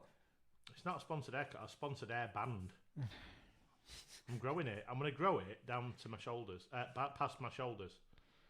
What if we shaved it off in a charity event at the Saturday night do of the main Fenex? No. Get you in a chair. I'm going to grow it. So I've already told you I'm growing it like Curtis Steigers. I want a Curtis Steigers barnet. I googled it That's the other the day. aim. I Have you googled had it a the look other at day. it? Long hair. It's like it's like a bit like his hair from what's Lost Boys when he's playing saxophone. I want that hair, that long hair with. You know what I mean. That's how long I want it. I'm going back to 80s. I think we'll get you Shave my convinced. shoulders. I ain't got hairy shoulders, Mark. No. Keith, January will show the correct picture of the world economy. Stash the cash ready. I think he's right. Well, I mean, we've spoken to Keith a couple of times regarding his Keith, good people. product. Thermosil. And we've been talking another thing that's going to come up and bite a lot of people on the backside, which is why we've put it in the expo, is the recycling and sustainability of all industries. And we really need to start looking at that as an industry because I think a lot of people are going to get bit when it creeps up on them. The big companies are there. Your Eurocells, your Vikas, your DeKerniks, your Rayhouse, your Camdens, your Vic Sliders, Morley Glass, for example. You know, the major companies are there. I don't still think yet it's being... We haven't got that network of recycling yet. I think we're very, very far off that. There's a lot of people now starting to buy into it a lot more and getting... I mean, I've had discussions with probably 4 or 5 different clients now over the last 2 weeks that are going down that route. Mark saying document L yet to come. Yes, that's going to change things again. I think we haven't probably got enough time to go there. I think that in itself is a podcast chat because that's going to have ramifications. You're going to get your beloved triple glazing because of that, by the way. I told you, it's the future. Scarlet bread. You just don't listen. It was a future 4 years ago when we had the Document L triple glazing summit. But it don't work. Triple glazing is being forced on us by Document L. You're getting it for the wrong reason, from your point of view. From my point of view, I'm not saying we're not. What I'm saying is that it was a marketeer's dream that was never used. But I'm not going to go into it because it's another barm cake type scenario. People do not want to talk triple glazing because it's an hassle. It wouldn't be a hassle if there was a tangible benefit.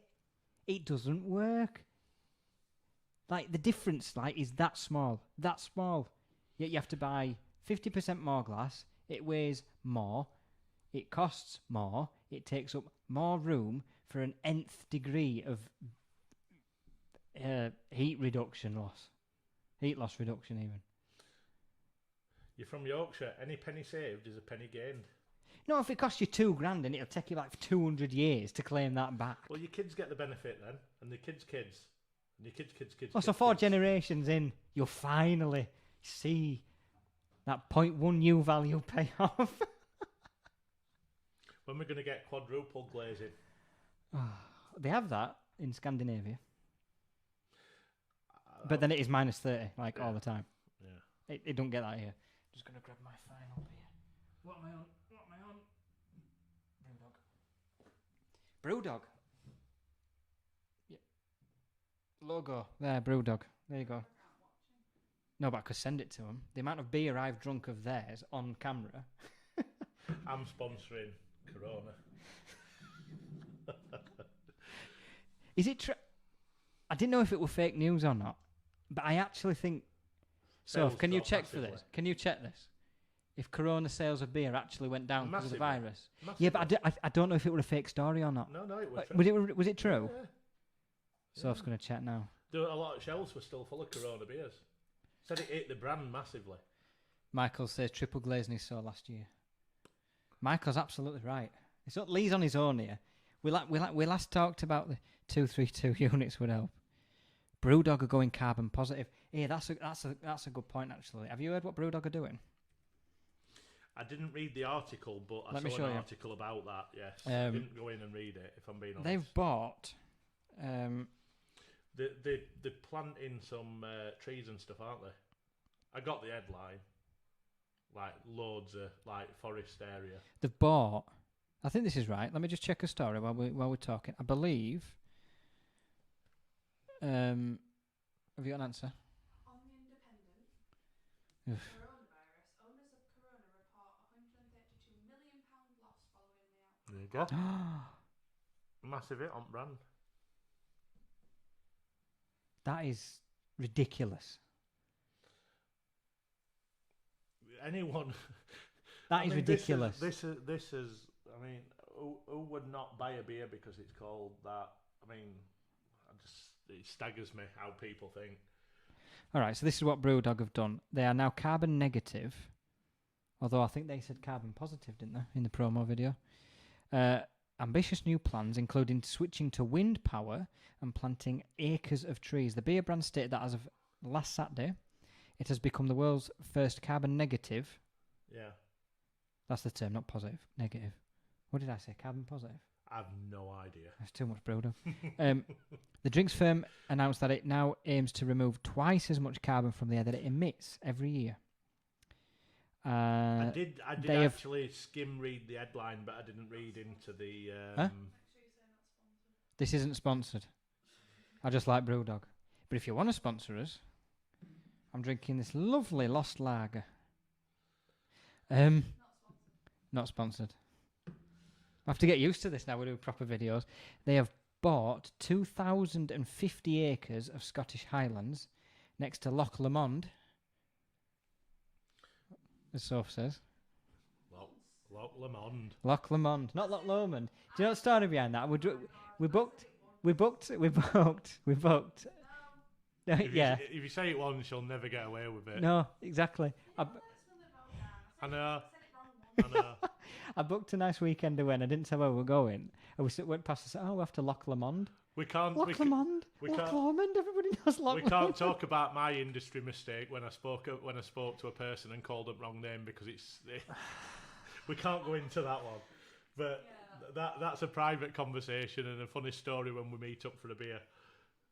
You can't believe that one, can you? And did you still spoke to him after that, didn't you? Yeah. You're so lucky. Unbelievable. So so Brewdog, not sponsored, have bought 2,050 acres, not sponsored, to create the Brewdog Forest, not sponsored. They're planting 1 million trees. They're turning spent grain into gas, electrifying the delivery fleet. Can you imagine that? They've bought a forest. Fair play. You need to be part of a circular economy with your product offering. That says Keith. That's it. Marky Cox, I got it the wrong way around. Le Monde, the world's lake.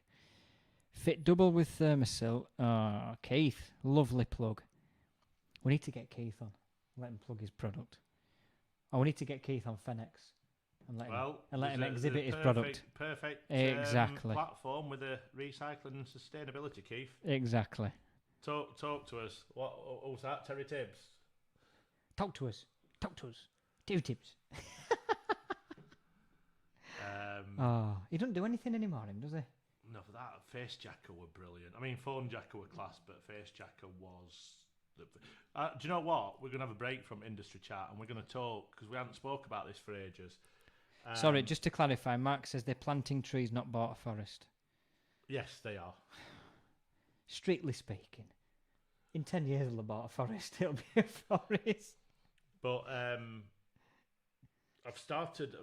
I've not had much time to watch anything on like telly or Netflix lately, or Amazon, and I've been really, really busy. But last night I watched a couple of episodes. I've gone right back to the start of watching Walking Dead. I see. Well, so far watch that one. She don't like scary stuff. Really? Walking Dead? Do you know what? Lately, I do fancy watching it. It's brilliant. I've just started right at the very beginning. She won't even watch I Am Legend. Yeah, but that's because the dog dies. I cried my eyes out. Oh, well, you'll not like Walking Dead then if you're crying at one dead dog. Let me put it that way. It's because it's a dog, though, I think. I think because I know what happens in Walking Dead now, because my sister and my mum and dad love it. Right. I know everything that's happened, so I'm pre-prepared. Right, I get you. You know what I mean? Whereas I Am Legend, ended up sat in the cinema with my hoodie up and my headphones in. Brilliant. Because I didn't want to leave, because there were some lads from my school in a few rows behind me, so I didn't want to Oh dear. Do you know when we first went out, we went to see a scary film at cinema before, and she didn't even tell me. I didn't know it was a scary film. I thought it was a parody film. And then she's like, I didn't really like that. It's like, why didn't you tell me? It's like, well, I didn't think it was scary. Like, why didn't you say anything? Well, I decided with that. I've fallen way behind because I've not watched it in probably 2 years now. So I'm miles behind, but I thought I'll go and watch it all from the beginning. And even if it takes me 3-4 years, I'm going to watch it back again. So I've just watched the first 2 episodes. Good. You'll get right into it. It's addictive. Yeah. But I want to watch Vikings, but they've stopped making it, haven't they, because of what's happened. So we need got another series left. We haven't watched that series though, have we? Yeah, the Viking. Yeah. No, there's another. There was a series we didn't watch. There's been another series out. There's still one more that they're filming now. That's the last one. No, they've got. But they can't film it. It's not the new Vikings. No, they're having some. They're doing some spin-offs. Spin-offs, but no, they. I think there's because they do them in 2 halves, don't they? There's another 2 halves yet. Yeah. To go. Yeah, the split. Is it 6 or 7 episodes and they stop, and then another 6 or 7? Keith They were Rimmer. just about to start refilming. Sorry. Sorry, Keith Rimmer says, "Wait till you hear about our first order. Jobs. Keith's told me about Thermosil's first order. I won't say anything because I don't know if he's got some PR plan to announce this. So I don't want to take his thunder, but it's massive. Like, it's really big. Good. It's huge. Good. So, but I won't say anything, Keith, because you've probably got some PR plan, so I won't say it around it. But, like, we haven't watched Runaways. Like, we're massive Marvel fans. And we haven't watched Runaways, the last series of that. We haven't watched... What haven't we watched? We haven't watched loads of stuff. And we've got through Jessica Jones and things like that. But I've not had it, like I said, because of working. I've been working evenings with doing a lot of research for this, but so I've kind of not watched anything lately. And there was nothing new that I fancied. I don't know whether that's because nothing's been in production. I was just about to say I've been fancying that. It's good. Umbrella Academy. I've been looking at that. It's brilliant. So that's probably on the agenda to watch. Mm. But I'm probably gonna have a bank holiday afternoon binge of something. what are you doing bank holiday? What's everybody doing bank holiday? Because I'm not at work. I've got to be honest. I'm looking forward to a day off just to relax.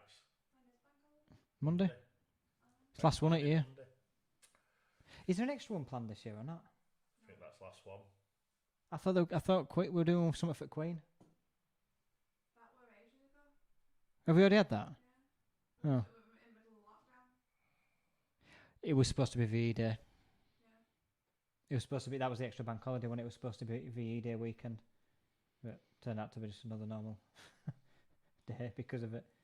Is anyone having a drink tonight? Is anyone having a beer, or are you all taking it steady? We're working tomorrow. But it was in the US that Corona sales dropped. I think it was in America where Corona sales dropped. But then we're talking about the country that could... Oh, I read a report yesterday, by the way. People are continuing in America to drink bleach. Really? Because they still think it will cure or prevent... Kevin's got a street party planned on Saturday. Ooh. Hopefully socially distanced, Kev. No shaking hands. But Street party, eh? 1 metre apart. Oh, I bet Kev's been brewing all his own brew. 2 meters if you can. Yes, wear a mask if you have to. Yeah, Kev will be brewing all his own brew for that street party, won't he? I've had some of his own brew. It's nice. I really want to try your cider, Kev. When I see you, I want to try some of your cider. I'll buy some off you. Pack it up for me, and I'll buy some. If you can send it me. Come on, Kev. Send some cider over. Maybe we could I get will, we could get his cider. We could get his cider to sponsor the next one. I will purchase some off you if you can send if you can pack it up and send it me. I will purchase some because I like my cider, and it'd be interesting to find out what it. Never been a massive fan of cider. Summer drink, not a winter drink. It's just sit in the sun and have a couple of refreshing ciders. Kev says the home brew's going well. Do you know what put me off cider? I used to drink. So if you might remember, do you remember Jack's cider? JAQES, QUES. Jacques cider. That. Quite strong, 7.5%. I once went, I think I was like 19. I drank 2, but they used to come in quite big bottles, didn't they? Yeah, they did. Really big bottles. We drank 2 of them before we went out. You don't mean Frosty Jacks, do you? No, Jacques, it were red. I think you could get red. It was in red. I remember there were Red real colour and big, a blue label on like it. there were really wide bottles. Big, as well, there were big bottles, and the equivalent, but they were strong. They were 7.5%. I couldn't even remember going out. I would drank 2 of them because it was so easy to drink. So I drank 2 of them, and I can't remember going out, and I was absolutely battered. And after that, the smell of it would make me feel sick. After that, you know when you drink something so much, and it puts you off it. Yeah. Just. Alka-Pops for you. My drink that I avoid now, because my uncle is nearer to my age than my dad's age, so Right. I spent a lot of time. He's like a brother sort of age to me, and I spent a lot of time with him growing up. What we used to do, we used to have family Christmas dinners, so everyone, like my nana and granddad, uncle, all cousins and stuff like that, so have a family dinner. But this sounds awful, and the more I think about it, the more I feel sorry for my mum. My mum used to stay at home and cook it all. We used to go to the pub. We just used to get hammered on Christmas Day. And I feel so sorry for her now, but I don't. But that was tradition, though, wasn't it? yeah, it were, but she loved it. She loved cooking. But I don't understand. She always said, "Oh, I've got it," but she used to love it. Spencer. Oh yeah, sorry, getting excited, reminiscing here. But she did enjoy it. No matter what she said, she enjoyed it. But we used to go to the pub, and Sherry, my uncle, our Alan, we started doing sherry, and it was just ridiculous. Sherry shots? Not shots, proper glasses full. Yeah. But it was like boom, boom, and it was like pop, and I was so ill. So ill. Did you make it back for dinner? I had dinner, and then that were it. I was wiped out. That is the worst. It wasn't a pleasurable being drunk. It was I can't imagine. Awful. And I could taste it for days after. It's the age I am. So doing that seems insane to me. I wouldn't want to leave Spencer on Christmas to go to the pub. Well, I didn't have kids. No, but you know what I mean. I leave Sophia to cook everything while I go to the pub on my own with everybody else, and then come back steaming. That's rubbish. I don't know. I don't get that. Where's Christmas in that? You missed half of it. I don't know. It's a good get out for dads and granddads because they don't have to put all toys together and get all batteries out and put all batteries in toys and set everything up. Do you know, for Spencer's first Christmas, we didn't have much of that because most of his toys came ready-made. Like, he weren't bothered. He just play with boxes and stuff. This time, it's going to be different. Here's another pet peeve for me. What we're gonna have to do? What's that blog with them who were on Britain's Got Talent, where they used to play a keyboard and sing? Oh, what do they call them?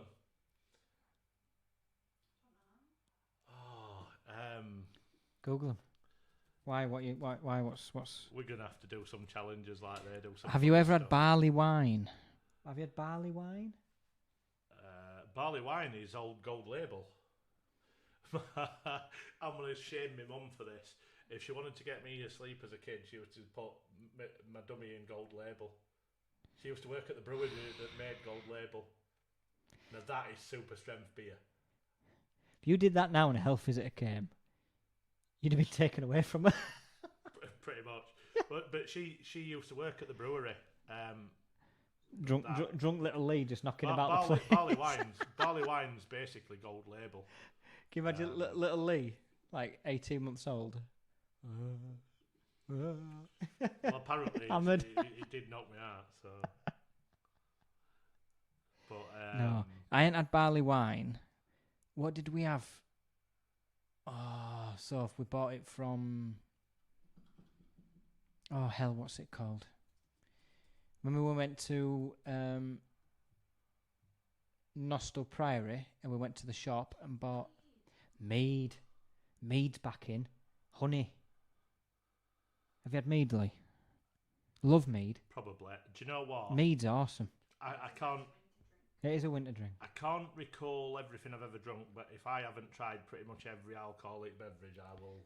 Well, maybe you haven't tried mead, I don't know, but mead's really cool. I like mead. Yeah, when I were holiday repping, we drunk pretty much whatever we could get his hands on. There'd be more booze in your blood system than blood. It had to be disguised though, because as a rep, when we were out working, the rule was you could only have white wine and lemonade or half a lager. So you listen to that.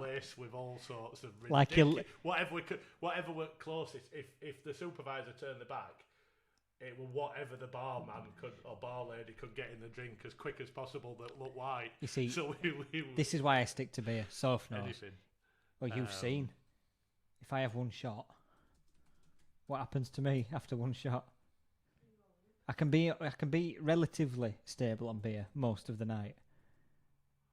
Do you remember when we went to Windsor Court? Oh well, I mean you're a disaster to drink with, because if you go for beer, that's it. I can remember going to the Doncaster racecourse and Sophie had to come and pick us up, and I started giving you a... You only had about 3 shots. Winners events?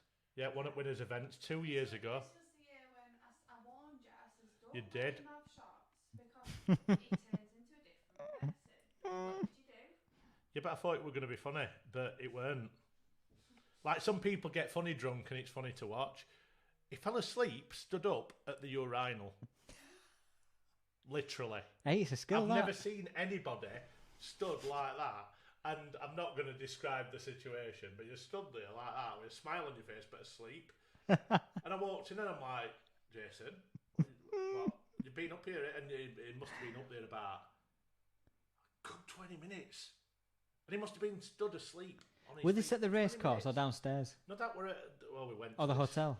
No, we'd been out drinking in pubs and we ended up in this really... We ended up in Donny City Centre, didn't we? Oh, the pub were it was a right all. I did that in Barnsley. We went to a couple of nice pubs, but we ended up in this like bike road pub, and it weren't very nice. But that first place we went to were good. Oh, there were a couple. There's some. To be fair, for Doncaster, for the kind of place, there is some. It's a skill that I took my dad out a couple of Father's Days ago. We went to Jock's Cavern in Wakefield, and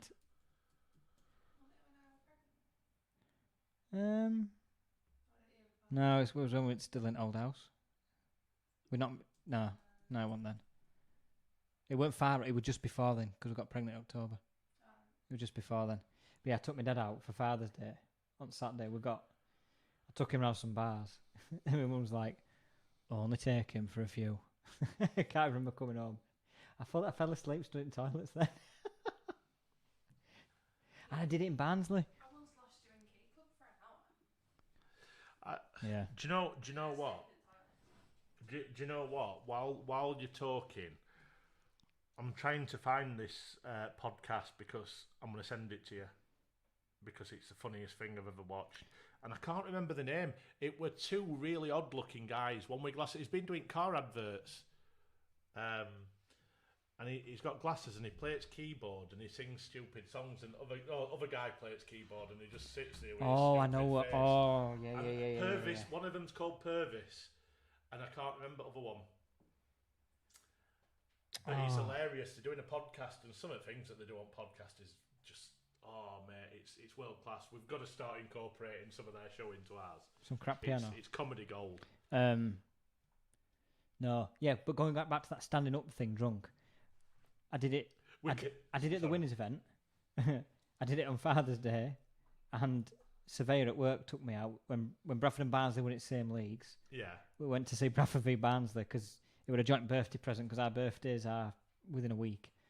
So I said, we'll buy some tickets, we'll go on a night out. Soph picked me up from Barnsley. That was when she was still pregnant. And I was stood up in toilet. I don't know, it seems to be a party trick. I can do it. No one else can do it. It takes skill. I've never seen anything like it, I'll be honest with you. It's But that's with shots. Stick to beer, I'm okay. You give me one shot to a point. But, I don't know. Keith saying Doncaster. I know. Keith, Donny. It's Donny, innit? Wakey, Donny. Barnsley's not got a shot on name. Wakey, Donny. Leeds. Tarn. Barnsley's called Tarn. Oh, is it Tarn? Tarn. Tarn. We have Tarn. Tarn. We have Tarn. Going to Tarn. I'm going to Tarn. Barnsley's a decent night out, actually. I fell asleep on a train from Preston, woke up in London drinking. Keith. Keith. Didn't have you down for doing stuff like that, buddy. To be fair, though, at least he landed in a good spot. I bet it went out afterwards in London after that. And maybe got a train back. Or he got mugged on any bad train. Yeah, it is London.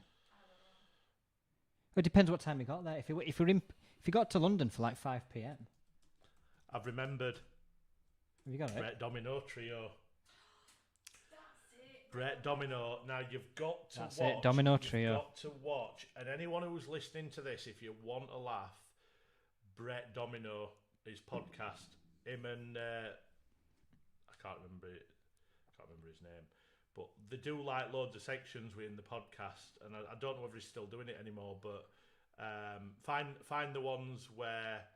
Here you go. They do all challenges and stuff. They're absolutely fantastic. I'll send you some. Okay. There it is. The Brett Domino Weekly YouTube thing. And they do. And the way the reason I was thinking about it, there is a method in my madness. There's a method in my madness here. They do a kitchen challenge where they have to do a 1 more 2 minute cookery thing. And it's obviously based around comedy. We've got a kitchen here. Oh, God. We've got a kitchen here. Like an omelette challenge or something. Mate, this is honestly. I know they are now. I know they are. Okay. You can't see this. This is terrible podcast content. Please show me a video you can't see. Hold on. Hold on. No, you won't pick up. They don't know where that. They can't even see it. Anyway. Cookery magic. Let's see. Is it picking this up? This sound.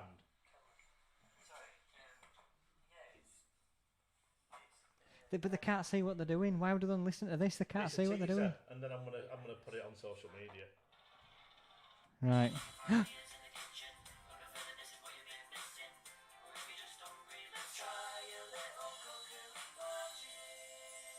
this week we're going to be showing you how to make a cake in a cup. Mug cakes. We're not to make them. Cake in a cup. Now we need to add some segues into our podcasts with a bit of music and jingles. That's your job now, Soph. We need jingles to go into segues. How about that? That's a challenge for you. Cool. There we go. We could even get some sponsorships on that. Segway sponsorships. Segway sponsorships. Jingles. So, Company jingles. your logo can go here, or down. Buy us a green screen. Put your logo on it. Yeah? Or, Brewdog, not sponsored.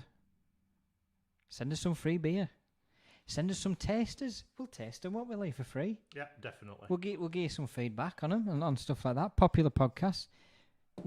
Our industry, we're all full of good drinkers on here, so they'll appreciate a good beer review, won't we? Definitely. What else could we do? Unboxing videos. People could send us products to review. Ooh, now there's a thing. All right. Reviews. Does it have to be fenestration related? No, it doesn't. No. It could. But if we want viewers, it probably has to be. So, Windowware. Send us something to review. Window widgets. Send us something to review. Rolex. Rolex. Send us something to review. Panasonic. Apple. Feel free. Pizza Hut. Anyone. We'll review it. I yeah. like Pizza Hut. Pizza Hut's my bag. Oh no, Domino's is better. If there weren't such queues, we couldn't say KFC. But you'll start shouting at them. No, there would a queue for like first day. Oh, I'm not even getting into that, you moron. I don't know. It depends what. Don't know. I don't mind a KFC. Every time you have a KFC, you say you feel sick though. Yeah, but it's nice while you're eating it. We had any comments on Twitter or Let's have a look. I ain't checked Facebook. Should have checked Facebook. Twitter. We're not going to be too late tonight, guys. We'll call it. We'll bring it to a close soon. This is a one-off, and we're going to start doing it like we said from next Friday and not back on alternate weeks like we used to. So what we'll do? We'll do one on Friday. Slimmers World Freebies, exactly, Kev. That's what I meant. I didn't mean to say Pizza Hut. I meant to say. When's Lee going to drop a joke, or Ian wants his joke? You've put me on the spot a little bit now. I might slide one in Ian before end. It'd be a bit rude not to, won't it? I'll have a think about it. You could be influencers. I may have the pleasure of. Hey, whoa, hang on. May pleasure you with a joke. I'd rather you didn't. Yeah, please don't. Ian, it's true. The last time was Bangkok. Oh my God, woke up in KFC.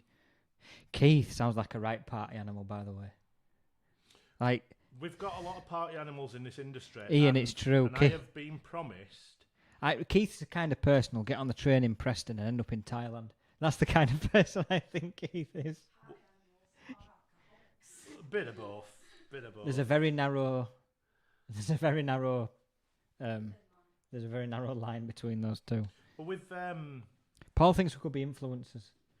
I'm not sure about that. Not sure who we're going to influence.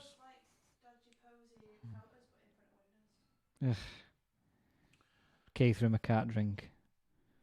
I don't believe you, Keith. Paul, I don't think I'd want to be an influencer. I've been promised, and this is still ongoing, by Mark at Thermoseal, that we are going to have a serious session on Jaeger. And I think Ducky was getting involved in that. And anyone else who wants to join us, feel free, because it's going to get mad. Join us online? No, you mean in person? When we get together. Oh, right, okay, fair enough. Well, when we go out actually to a pub, we're gonna get messy on Jaeger. Fenex main event. Jaeger and not just Jaeger shots as well, but Fenex main event. Fenex, we've got to behave at Fenex, but on a networking thing. Do you think people are going to behave themselves? You might want to behave yourself at Fenex, but you think Well, at 10 least, o'clock and people are 15 pints deep. People are going to be behaving themselves. At least until most have gone to bed. Ian, that'd be a great night out, Keith. Get on train in Preston, wake up in Bangkok. That's an epic night out, is that? Bit of a taxi ride, like, but... You know I've got a kitten, don't you? I told you that a few weeks ago. Dave the cat. Dave the cat. Oh, Dave. Who calls the cat Dave? I mean, look, Dave the cat, it was our mascot. We were going to call him Digital Dave. It's actually changed now to a swear word, Dave, starting with a D. It's past 10 o'clock, you can say it. Dickhead Dave. Yeah, pretty much. He's destroyed my house. Now, as you know, I like to have a sing. I've got a karaoke machine that me and kids use. Sorry, I'm a bit loud. Karaoke machine that kids use and more me. He's ripped the wires out of that, so that don't work. Has he? He's took 3 wires out. I've ruined the fire stick because he's ruined that because he's pulled that out somehow by jumping on it. Stick? He jumps all over stuff. What? He's climbed my curtains and ruined the curtains. He jumps up at the walls. He's knocked pictures off the walls, jumping like a kangaroo. He's knocked my slow cooker off the top of the freezer. What else has he done? Has he broke it? Oh, he's managed to break under there's some cupboard spaces. He's broke all the. I don't know how he's done that. It must be how he's running so fast and running into stuff. The skirt underneath that's pure wood and it's thick. He's snapped that in half so he can get under that. He's done all sorts. Lee's not bought a cat. He's bought Satan. Good old Dave. But Satan Dave. He's cute. He's fluffy and cute, but yeah, but that's how Satan gets you. Well, he's good. As soon as he's had his second jab, he's due his second jab. But he's out. He can be outside for a bit and come back in at night. But he caught COVID. I did tell you. He caught COVID. Did he? Don't ask me how. But there you go. That one's for free, Ducky. You gotta like that one. Don't ask me how. My cat caught COVID. Don't ask me how. Come on, that's a good one. Post-production, Soph can edit a tumbleweed going across the screen. Yeah, no, we need a sponsor, and I can get a soundboard, and we need a tumbleweed sound for that. we need like clapping, cheering, laughter. Correct. I thought that were a good joke, but took Soph a minute. One's for free. Oh. Lee Baskin. Oh, have you watched that yet? Have you to watch Tiger King? I watched it. I haven't watched it. You've got to watch it. It's hilarious, isn't it? It's one of the funniest things I've ever watched. I can't believe it's real. It's America. Of course it's real. It's brilliant. Absolutely genius. It's America. Do you think she did it? Oh yeah. She would. She's crazy, isn't she? I mean, I can imagine her flicking his feet of. You need to follow through on your sentences because some of the things you're saying now, just finish off your sentences. If I get my hair long enough, Keith, I could have my hair like him. I can just imagine Tiger ripping him apart and Lee Exotic. feet rolling to Cage and her going, flicking it, being nice, blowing it kisses and stuff. She was weird. She was not. I watched a video on. I missed out on this phenomenon. Brilliant. It's the guy that he analyzes like behaviour and how people talk and stuff, and it's like his opinion is she did it, but not in the way that they were saying that they did. Right. Like they're saying like, oh, put him in the meat grinder and stuff like that, but he reckons she knows. Yeah, I think so. Breaking news. Greg's distribution centre in Leeds is closed because of the virus. Going to run out of pasties and sausage rolls. What about all sausage rolls they've touched and sent to Iceland? I bought some of them. You've been sticking in the oven, you'll kill the virus. You have to cook them. Kids eat them more than me. I hope kids aren't caught. Honestly, you see, Greg's distribution centre in Leeds closes after coronavirus outbreak among staff. Yeah. Don't know. That's where all viruses are coming from. Food places. The Greg's factory in Leeds has closed after a number of staff tested positive for coronavirus. The local MP has confirmed. Leeds MP Rachel Reeves said the centre in Elmfield Road, Bramley, has closed and all staff are being tested for the virus following the outbreak. The premises is being deep cleaned. It doesn't say how many, but what I'm more concerned about is Leeds. They might run out of pasties and sausage rolls, Lee. What are we going to do about this? That is a real problem. Well, yeah. I'm just texting everybody I know to let them know. The sad news. It's like one of your favourite stars that you know, someone who you like. You know, like I have heroes, whether it's sports heroes or film stars or singers. That's listen. Greg's it's done. Listen, Greg's is a staple in Leeds. Evening Trees, Kev's just had a better joke than mine, look. Dyslexic devil worshipper sold his soul to Santa. That's much better than mine. I'm not going to deny that. That's good. I like that one. Oh, dear. Well, there you go. Breaking news. See? What have you had today on today's podcast?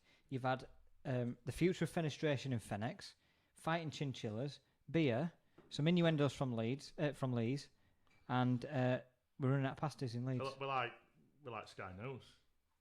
Breaking. Without Kay Burley. Oh, Kay Burley. Just in. But Kay Burley, determined to squeeze every drop of misery out of the person she's interviewing. Hey, I'm Kay Burley, and I'm going to make your life a misery. Hey. Newsoids. Depicted her as a snake. Did you ever watch Newsoids? It was like 2D TV. No. But I tell you what, I am excited about. Well, I was just about to say I can't wait for because you were too young for spitting image, you two, weren't you? No, but I've watched loads of videos on YouTube. I know a lot of spitting image. If they're that cutting with this lot, they're gonna have a field day. Yeah, I'm amazed. I hope they are because it'll be hilarious. I'm amazed it's been allowed to come back. Do you remember the South African song? Do you remember it? I've never met a nice South African. Is that not? I mean, I'm surprised. I think that song I think is close to with the depiction of the people in it. It's not flattering at all. Well, I mean, everything was close to the bone around them. All of that. But I'm amazed a program like that's been allowed to come back. It must be heavily edited from what it used to be. Have you watched? I've shown you that song, haven't I? I've never. It won't be allowed now. No. At all. Is it me, or does Jason have a slight look of Donald Trump? Whoa. Brilliant. It does look a bit like Donald Trump. I have mentioned this before. See, I'm not the only one who thinks it. Why? If anything, Lee's got the hair length. It just needs to be combed in right direction. In certain angles, I mentioned this on a photo that I'd seen of him. I said he looks like Donald Trump. And I Donald Trumped his face on that face app. Ian's took it off. Message retracted. Son of Trump. Oh, Keith, we're going to fall out in a minute. I get Ant and Dec quite a lot. Still the Dec, is it? I'm not going to lie. I did. I'm not saying all the time, but I've seen photos of you where you do look like Donald Trump in certain angles. Why? I'll have to show you some photos, honestly. There's nothing like him. He's not orange for a start. Go on, give us an impression. Give us your best Donald impression. I don't know, what does he say? Tremendous. The most wettest, longest, biggest, wettest hurricane. You see, you've even got the facial Tremendous. expressions. No, because he talks quite good. Yeah, but Jason does that sometimes when he's getting excited. It's this. He's got this. Tremendous. Everything's tremendous. We've got a tremendous cases. Tremendous amount of testing. I don't like testing. I positively tested negative. Who's Kurt Geiger? Kurt Geiger. I know who Chesney Oaks is. I used to get called Chesney Oaks when I was about 16. When I worked in a factory, my first ever job, they used to call me Ches. Because my hair were like his. Donald Trump. The guy who thinks he knows everything.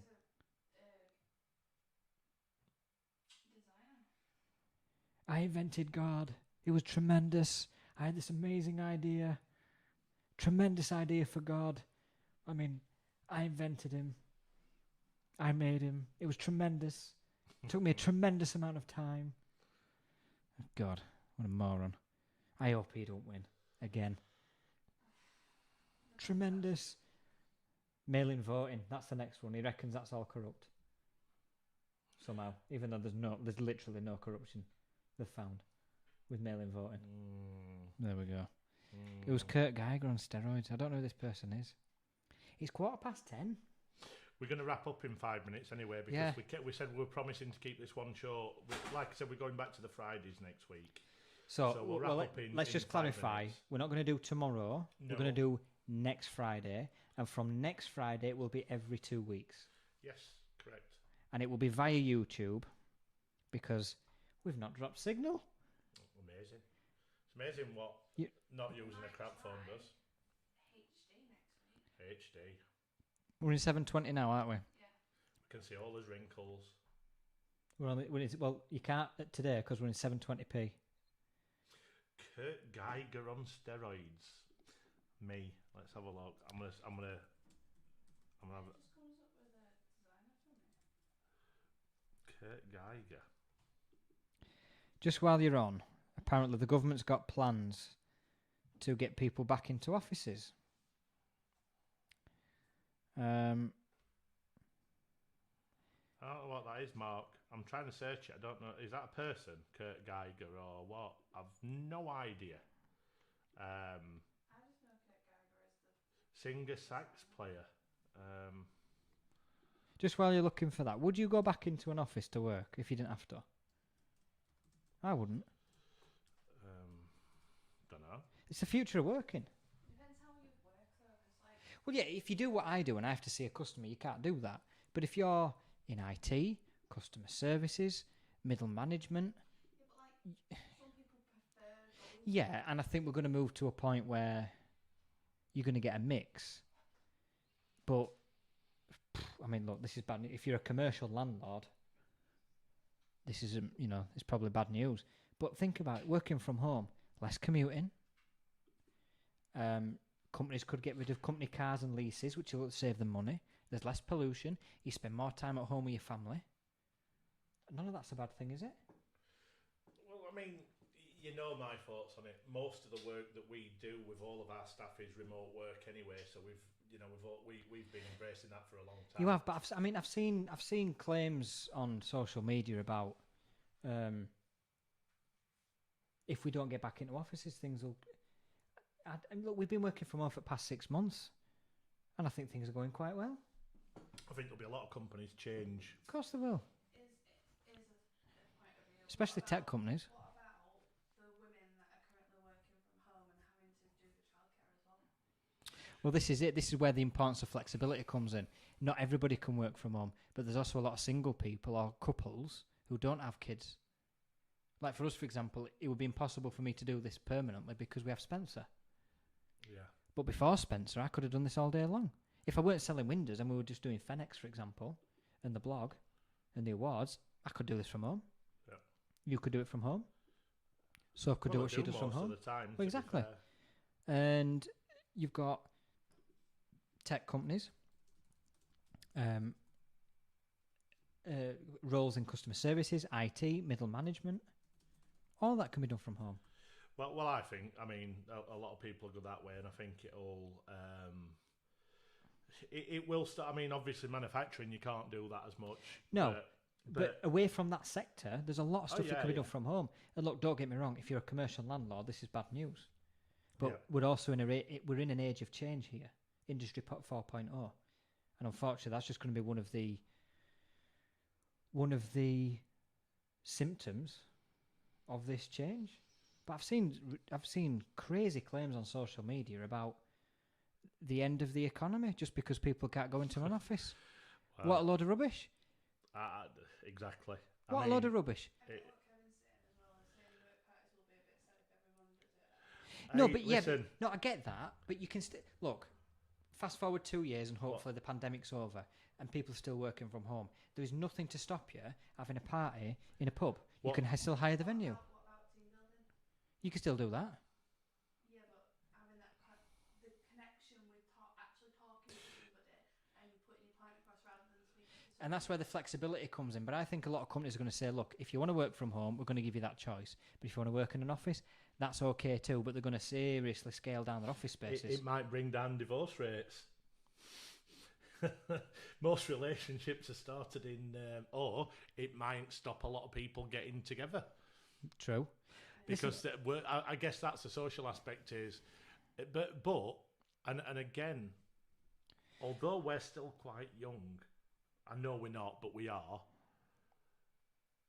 The younger age group now, like the 16s. I mean, I've been looking at some. I was reading something today, and like people are having virtual dates before they meet, and the way people are meeting I mean, the dating sites and stuff. I've not ever had to use a dating site yet.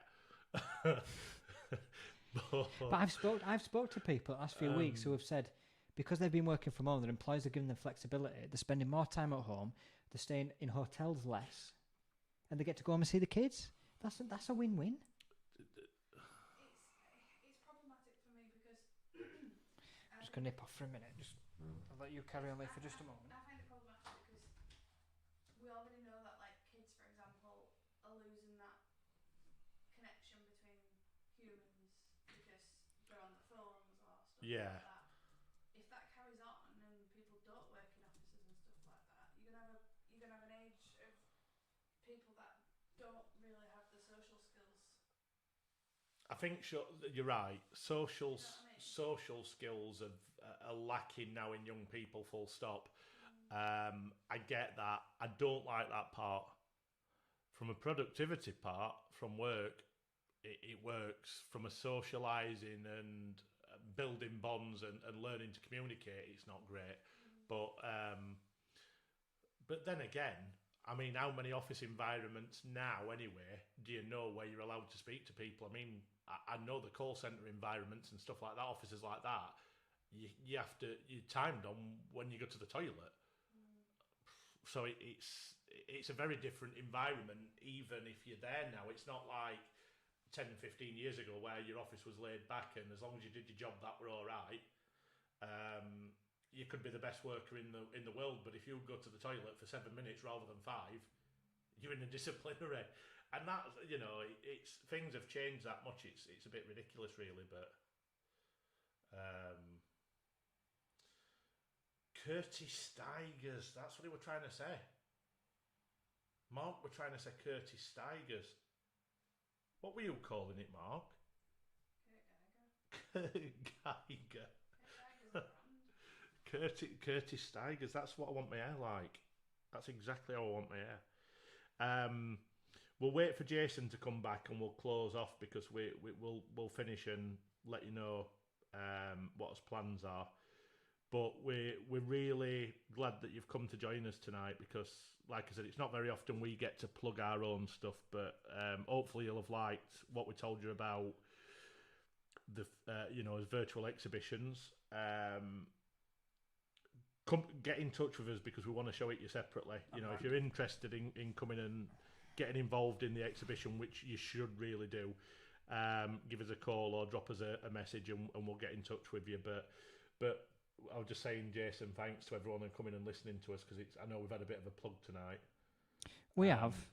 I mean, look, there were dual purposes for this. It was to introduce Fenex for the first time personally. Because I'm not sure everybody realised it was us doing it, because I think we did a fairly decent job of keeping it under wraps until now. And to explain what it was. And we wanted to try out this new format because, we've built up a nice community of people across the sector, and we want to keep doing these videos, and I think they'll get better over time. I think the production will get better over time. You know what I'm looking forward to? Jingles. We can do jingles. Give me a list. I'm really looking forward to hearing some jingles. And I think we should say a big thanks to Sophie, my wife, for doing this. She's done a cracking job of putting this together. There's a bunch of stuff you can't see of cameras and wires and laptops, and obviously you've got the mics and stuff, but we've installed software. Doing it this way versus Periscope, there's a lot more that goes into it. Whilst looking after a rampant 14-month-old pulling and chewing and kicking, throwing and screaming. But no, I think this works, doesn't it? Well, I've enjoyed it. It's been nice to get together for once as well. Seeing you in person. Different houses. I actually think Soph's enjoyed doing it. Have you enjoyed putting it together? I don't want to say thanks. So I think it was Soph who cooked tea as well. Nice bit of spag bol. Yes. Nice. You made even a change from my usual chicken and... You even got chicken and veg? Been having chicken pitta and chicken and potatoes and stuff. Oh, God, I have to get used to speaking into mic, I think. This is going to be the next thing. Like, I've had lots of cues, like, the last couple of hours, speaking to mic. So I'll get used to that as we do more of these. Well, I've enjoyed it, and thanks for listening, everyone. Yes, thank you. Get in touch with us for more info. We'll give you a demo of what we're doing, and if you're a supplier or an installer, you really want to be talking to us and getting involved. We really will have something good to show you. So it'd be good to speak to you. But thanks again. We'll get some. We're going to be doing. We'll get back to the quizzes and music stuff as well. Next time. So the next video, it will be this format again. I think we'll keep to this format now. It'll be next Friday. It will be on this channel. Yes. Might as well keep it on here now. Yeah. Yeah. We'll do it on this channel. We might have some jingles. We might have a sponsor's logo. You never know. And we'll talk about some serious stuff. We'll have a laugh. We'll have a few beers. Maybe a joke or two. Maybe a joke or two. Joke today. Well, Kev rescued it. Kev brought in the second joke. Kev wins the joke competition. Don't do 4K because you'll see the spag ball on your shirt.